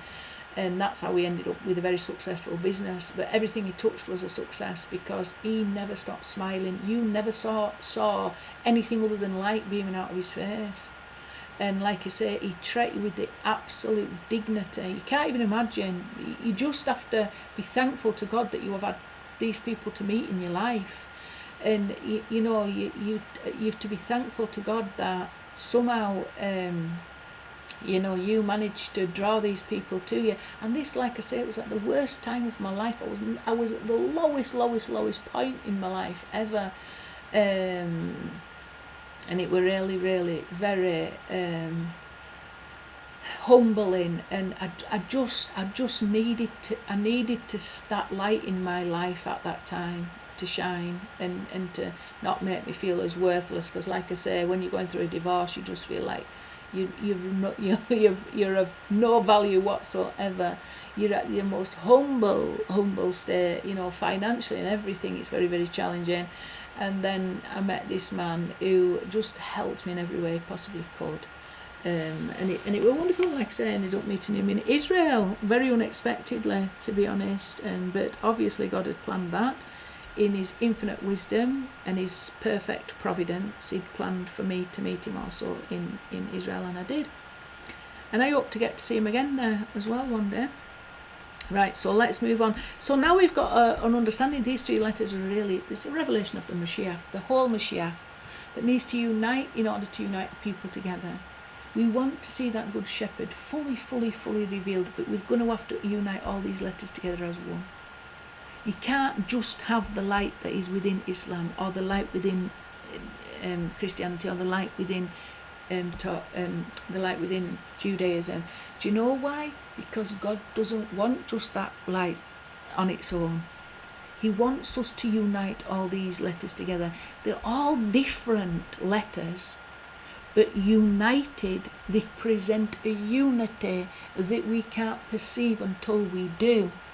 Okay, and YHWH, God desires to reveal his unity. So all these letters hide YHWH, another sign of the Moshiach. Right, so these are the only three letters in the alphabet that add up to a revelation of the name of God, YHWH. The Aleph is made up of a Yud, which is the 10th letter, so it's 10, a Vav, and then another 10. You can see that these are two Yuds, exactly the same as this letter here, but the part of the Aleph. So the Aleph, when you're doing the strokes in the Torah scroll, it's like a Yud, a Vav, which is the same as this letter here, and another Yud. So they add up to 10, 10 and 6, 26, which is exactly the same gematria as YHWH, 26. So the Aleph is 26. The Lamed is also made up of 26 because it's made up of a Vav, which is this letter here, plus the letter Kaf, which is 20. So 26, YHWH. And finally the Mem too. These are the only letters that add up to 26 this way. So that's made up exactly the same here. It's a Kaf and a Lamed. So we can see there's a similarity between these two revelations. The revelation of Moshiach is revealed in Christianity. The revelation of Moshiach is revealed in Islam, because they're essentially the same letters. They're made up of the same letters, the Kaf and the Vav, whereas this is slightly different letters. This is the two Yuds and the Vav. Okay, so 26. So these three letters in Hebrew are the only three letters that can be split to add up to 26, as far as I know. So it's ultimately a revelation of the name YHWH. Who is the Moshiach is the one that comes in the name of YHWH. So even if there's no name revealed in Islam of YHWH, it's hidden. Okay, I've talked about it before. This is the concept of the lights and the vessels. The light is the name YHWH, and the vessels are the vessels of Shalom. So we end up with the name YHWH Shalom. When we all unite together, we get YHWH Shalom, peace. And peace is one of the names of YHWH. And what is Islam? It's the religion of peace. Everything is indicated. If you're prepared to see, you will see the light that's hidden in Islam. Alef-Lam-Mim and the Alef Gadol Moshiach. So this is a ring, and this is the Alef-Lam-Mim. Okay, as it sometimes looks. Let's have a look at this though. Look at this. It's very similar when you see it like this. And this is a common way of depicting these three letters, because I've had a look on the internet. As I'm not an expert in Arabic, I know very basic Arabic, only from what I've learned on Duolingo. So I just know very basic Arabic. I know Hebrew much better. So Aleph is this. You can see the Aleph. It's very clear to me. It's a Yod, Vav, Yod. Okay. And we know, according to Torah, that the Aleph Gadol is all about Moshiach. So you've got this upper Yod is Moshe, the house of Yehuda, the first Redeemer. You've got Yeshua, the house of Yosef, the second Redeemer. And you've got David, redeeming all of humanity, the final Redeemer. And in Islam, their message is for all humanity to be revealed as one. Because one, it contains the revelation of the Torah. And two, it contains the revelation of the Gospels, but not the Gospels that have been corrupted, and not the Gospel of Torah that's been corrupted with Egyptian magic. But also the Quran is not free of, it's been corrupted by Arabic influences. just as the Torah has been corrupted by Babylonian and Egyptian influences, and the Gospels have been corrupted by Greek and Roman influences. And this corruption is the dark outer shells that dominate over it at this time. We've got to redeem it from there. We've got to redeem the light. As much as these are the redeemers, we've also got to act like redeemers in order to reveal that light that's trapped in these three religions and unite them all as one. What does the Aleph represent? The Aleph represents the oneness, the unity. It's the first letter. It represents number 1 and 1,000. It's the first letter of the alphabet. It reveals the absolute oneness and unity of YHWH. We've got to unite it all together. So this is another concept that we've got. The unity is revealed with those three parts. It doesn't mean to say there's three gods in one.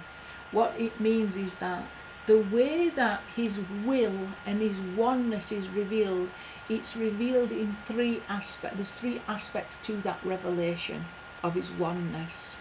Okay, that you need to be united together in order to reveal the hidden unity. So we've got Yaakov, Yosef and Rachel, which are Tifereth, the Sephiroth of Tifereth, which means beauty, and that's the letter Aleph. Yosef is Yesod, which means foundation. So this is at the level of Moshe, the level of Yeshua, and the level of King David. And Rachel, Malchuth means kingdom, and that's the final letter Mem. That's the letter He of the name YHWH. These represent the masculine aspect, and this represents the feminine aspect. But we don't understand it in terms of male and female. What we interpret it as is there's a light, and then there's a vessel that contain the light. So the ultimate light is the name YHWH, the name of God. The vessels that contain that light are the vessels of good works, if you like, that we do to create peace on earth. Okay, so the vessels of shalom, basically peace. That's the only vessel that is able to contain a revelation of the total unity and sovereignty and oneness is a vessel of shalom. The Mishnah tells us this. In fact, the very last tractate, the very last part of the tractate tells us that the vessels of shalom are the only vessels capable of containing a blessing. Okay, so it's our work to create these vessels of shalom. And the whole religion of Islam, which is called the religion of peace, is toward that end. It should be focused on creating the vessels of shalom, okay, that are able to then receive that light, that abundance and that revelation. Okay, so that the revelation that we get through the Torah of Moshe, the revelation that we get through the Torah, the teachings of Yeshua, are supposed to be completely and totally absorbed and received within vessels of peace. But the vessels of peace can't receive the lies that are associated with the revelations at this time. And the vessels of peace are not fully built anyway because they've been corrupted by Arab influence. So in an ideal world, you would have created ideally vessels of peace, that all humanity then can be united as a vessel of peace to contain a revelation of the unity and absolute oneness of God. Okay, and they fit perfectly together like a man and a wife who become one. Okay, so there's that analogy. We're not talking about real things that happen here. We're talking about coded messages to help us understand very profound spiritual concepts that we can't understand unless we have some kind of analogy to understand that. So this is all analogy. This is all for our finite minds to be able to understand infinite concepts to the best and easiest way possible. It's all coded messages. Okay, we can't take it all literally. It's just a way of trying to understand the spiritual phenomena. God wants to reveal his oneness to us. It's his will to reveal his oneness to us. He can't just reveal it. It's got this revelation has got to be received into fit vessels. This light has got to go into a fit vessel, and the only vessel that is fit enough to receive this light is a vessel that is built of shalom, peace. So how do we build up the vessels of peace? We've got to think about this very, very seriously. What do we need to do to build up, to purify the vessel to be able to receive this revelation of oneness? And we've got to unite all those religions together to find out exactly what that would look like. We've got to divest it from all the filthy rags of exile to which it's been subject to. So this is how we would be called. These three aspects to the unity, the Tifereth, Yesod and Malchuth, the kingdom, are Yaakov, Yosef and Rachel, the light and the vessels. There's all different ways of saying exactly the same thing. Okay, I talk about this a lot. And then the three letters, obviously, Alef Lamed Mem or Alif-Lam-Mim. But this can be connected to this particular prayer. This is how these three aspects, like the three aspects of Moshiach, that unite together to reveal the oneness of God. Okay? And this can be found in this statement here that is a very common prayer within Islam. It's in the name of Allah, which represents the Alif, the gracious, which represents the Lam, Moshiach Ben Yosef, and the merciful, which represents Moshiach Ben David. So again, we see these three parts that reveal the unity. And I'll be looking and interpreting this in from a Hebraic point of view, the name of God, gracious and merciful, how these relate to the concept of the Moshiach in other lessons. So I'm not 100% sure. I have just learned very, very briefly on Duolingo, like I say, just over the course of a few months or a few weeks even, the very, very basics of Arabic.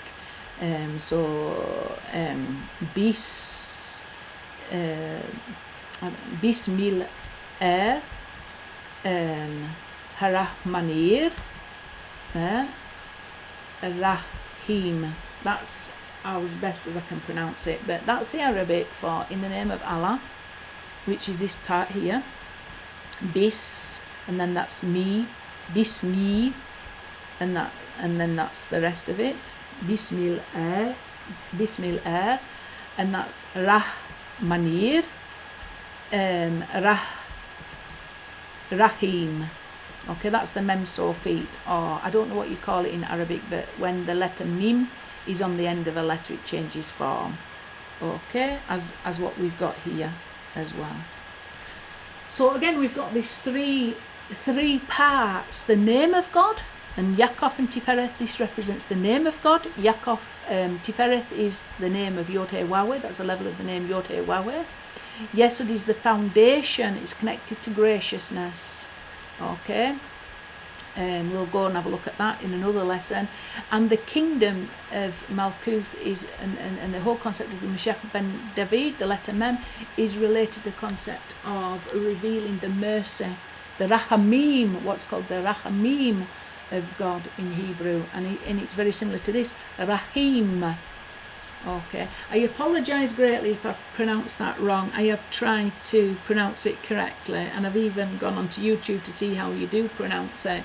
And like I say, I've only got basic understanding of the Arabic. I can only just basically make it out from a few weeks on Duolingo, so I'm definitely not an expert in that. But I have heard from a teacher on YouTube that this is connected to the whole concept of Tifereth, Yesod and Malchuth, and this is a doctor who's been doing a lot of research in this area and trying to build relations between Christians, Jews and Muslims, and he's an Orthodox Jew. Okay, so I did hear something along these lines that's connected to this. He didn't connect it to the Alef, Lam and Mim. I have done that myself because that is part of the work that I do, is to decode what's written in the Torah in terms of numbers and letters. So that's I've got a lot of research that I can add to what he said. So in Christianity, this is Judaism, this is Islam, and then in Christianity we've got a very similar concept, but it has been corrupted. It's all been corrupted and it's got dressed up in idol worship. So I am not promoting the concept of the Trinity as the Trinity as understood within Christianity at this time, that there is a Trinity, that a true Trinity that unites together to reveal the oneness of YHWH. This does not mean to say there are three parts to God. There is absolutely not. He is perfectly and utterly one. He is perfectly and utterly united, and there are no parts to him at all. Okay? However, he uses different ways in which that unity is revealed, and he gives us the work to reveal that unity, that hidden unity. And there are three parts that we've got to unite together on earth to reveal that heavenly unity that's hidden behind it. So within Christianity, it's the concept of the Father, who is Moshe, the Son, who is Yeshua, or Yaakov and Yosef. It's exactly the same concepts. Moshe was connected to Yaakov. In Judaism, he's seen as a reincarnation of Yaakov. Yeshua, like I said, it represents Yosef. He, like Joseph, had to descend into Egypt. Yeshua has had to descend into Roman dominion and rule over it. And then the Ruach HaKodesh, which is the Holy Spirit, that represents the final revelation that's going to lead us to all the truth, and that's connected to a revelation of Moshiach Ben David, the final revelation of the concept of Mashiach. And through the concept of Mashiach, we can reveal the unity and the sovereignty, that there's only God, there's only ever been God, there's only ever his oneness, there's only ever his sovereignty, and there's nothing else beside. Even the evil that we have had to battle in this world has only been for a good, to ultimately go through the birth pangs of Mashiach to reveal that and give birth to the concept of Mashiach that reveals the sovereignty and the unity on earth as it is in heaven. So King David, when he is anointed king, he will unite all humanity together as one, and then through him we will know there is only God and nothing else beside him. His unity will be revealed when once King David is fully revealed. The unity wasn't revealed when Moshe was the Redeemer, nor when Yeshua was the Redeemer, but the unity was partially revealed. It's only through King David, which is associated to Islam, that the full revelation of the unity. Does that mean to say that we abandon what's written in the Torah of Moshe for the Jewish people? No, absolutely not. Because without the all being united, that unity is not revealed. It's all got a different purpose. That's just the way that YHWH has chosen to reveal it. Okay?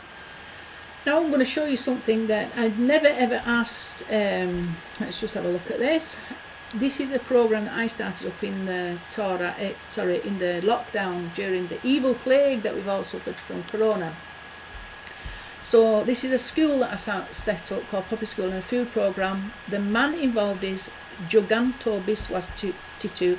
I have never asked anybody in any of my teachings for any money, and I'm not asking for people for money. I'm saying that this is a program that I do in Bangladesh that was set up for Muslim children, as not just Muslim children, poor people who had absolutely no resources whatsoever ever available to them during lockdown. So we set up and still continue to do this program. They're helping, very severely disabled people, blind people, old people. You can see these are all Muslims. This is Junganto. You can find him on Facebook Messenger if you want to directly get involved with the work that he's doing. He's working in the slums of Bangladesh. Okay, these are widows. I pay every week. I support him every week. It was just work that I did with him. There's no other charity involved. It is the work that I set up, the Poppy School and the food program that I set up, just me and him together, and his wife, obviously. So these are widows. The direct cash payments, so it's gone straight to the widows, the very, very poor people. And these are blankets because it gets very, very cold for these women. And these are widows again, widows with food parcels. So they've had direct cash, because obviously when you're a widow and in lockdown, when you've absolutely no source of income, whatever you need the money for. So there's no charity involved. There's nobody creaming all the fat. There's nobody taking out of it. The money that I goes straight to this man, who gives it straight over to these poor people in this slum. Blankets, food. And then this is a school that we set up.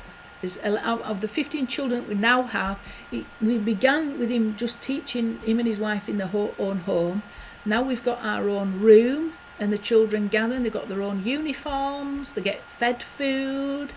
11 of the 15 children are Muslim, and we've paid for example, these are all the Eid clothes, because obviously the children celebrate Eid. They are Muslim, after all, it's a Muslim country, Bangladesh. These men and women are Christian people, but there is no evangelism that goes on, because they're just respected for being the Muslims that they are, and they're helped. And obviously it's about Christians and Muslims having friendship and love between one another, and there being only that, and these children will grow up to know that. They won't grow up to think that Christians are wicked people, hopefully. And obviously there's a Jewish element to that, but like I say, nobody's indoctrinating anybody. They're just we're celebrating each other and learning to respect one another. And then this is an Eid food, Eid meal that they're having, all part of the school, and they're delighted. These are children that don't get new clothes and don't get to celebrate, don't get to have a sense of dignity. Ordinarily they live in slum areas, and what I'm saying for you to do is, if you feel inspired at all, I'm not putting any pressure on, because like I said, I don't want to pressurise people. I set this up it's my eldest daughter, Poppy's my eldest daughter, but it's also a very famous person in Bangladesh. It would be a name that the children are familiar with, and Poppy in Arabic means a gift. Okay, and not only that, my daughter, the reason why I chose my eldest daughter is because she's very, very clever, and everything she does, she succeeds. She's like a Yosef. Whatever she puts her hand to, she won't even, no matter what she does, she doesn't just succeed, she succeeds to the absolute best possible way that you could succeed. You know, she's just got a very special gift. So I thought, well, these children, I hope to grow up and be very successful in everything that they do. So it's named Poppy School for that reason. But like I say, we've set this up and slowly built it up. Obviously it's just week by week donations from myself to be able to fund this. I am a rich wealthy person at all, but I give according to what we should be giving to charity, and then this funds a lot. And because there's no overall charity involved, you can accomplish a lot with little. You know, something like $20, $30, $40, $50, a whole program for $50, you can give like 6 or 7 blankets out to widows or disabled children. You can give some cash payments out to a whole collection of different people. And it's coming up winter and they've been suffering floods and things like that, and when they get the floods, the entire house gets flooded. The children are literally wading through water up to their waist to get to the school. There's a lot of diseases in those situations. To provide a meal for all these children, it's a matter of dollars. This man he does all this work out of love, and his wife as well, teaching all these children, and they very, very good with the money. They everything is documented. You can go directly. I'll put his name up again for you to see. I encourage you to get, if you want to go with a charity that's actually doing something good in this world, you can directly get involved with Jun. That's his name. You can look him up on Facebook. Or you can go through my own PayPal account, and every penny that I would receive would be, you can email me first if you want. I can have a conversation over the email if you're not sure you want more evidence or things like that. It's not an organised charity, so I can't say, oh, it's this charity and it's got this number and this and other. It's definitely not. It's a private charity where the money just goes straight from one thing to another. And you would have the photographs and the evidence and the receipts, whatever you needed, whatever you could feel comfortable with. Nobody's asking for great amounts of money. Anything that you could provide would be very just put to a good cause. You know, I was so sickened by how much people were taking, like, you know, like, I was sickened by the evil that charity has become. I don't know about anybody else, but sickened by, you know, like the American Red Cross, the people at the top, and nearly £1 million just for one person's pay. You know, and this is sickening. This is not charity. This is business, and then all the marketing costs and all the this and other. This is not charity to me. And I was sickened, and I was glad. I'd prayed about it a lot, and I was glad when this man reached out to me in lockdown, and I really did put him to the test. Obviously, I'm an accountant, not just a maths teacher. Prior to that, I was an accountant. So he's an accountant too. He was an accountant for a school. The school got closed down in lockdown, so he opened this school as a response to that, because the children were supposed to get taught at home, and a lot of the children in the slums were parents of illiterate. So they had no chance to teach the children anything. They'd not been taught themselves, and never gone to school. So these are children from illiterate parents that had no opportunity whatsoever. And then the school kept running because the parents really appreciated the school, and they really appreciated the food that the children got fed every day that they came to school and things like that. So it's something wonderful, and I would. And so much can be done. So much can be done with very little, and it goes directly, and every penny gets spent only on the programs, the food programs and the school programs. And like I say, this is building relationships between Jews, Christians and Arabs, and it's a wonderful thing, and it will go from strength to strength. And in the small time that we've done it, we've gone from strength to strength. You can see the change. The children have got uniforms, they've got some sense of dignity. They're having meals are nice, and they're happy children. They're always singing, they're always drawing, they're happy to go to school. The parents are very happy. You know, so it's going from strength to strength. So I would encourage, if you've benefited from this and you want to be part of something that's growing and going to be a light in this world, and it's bringing unity between the house of Judah, the house of Yosef, and you know, the Muslim people in this world, and bringing that unity that reveals the unity of God, get involved. Let's go. Let's take this further. I can only take it so far. Like I say, I'm not a rich person, but where there's a will, there's a way. And if you have been inspired by these teachings and you've benefited anyway, I've never asked for money before, because the teachings I give for free. I'm not asking for money for myself. I'm just asking for you to support a program that you will be very greatly benefited to support this kind of charity. It's all good. And with that, I will say shalom. Please subscribe and share. Thank you.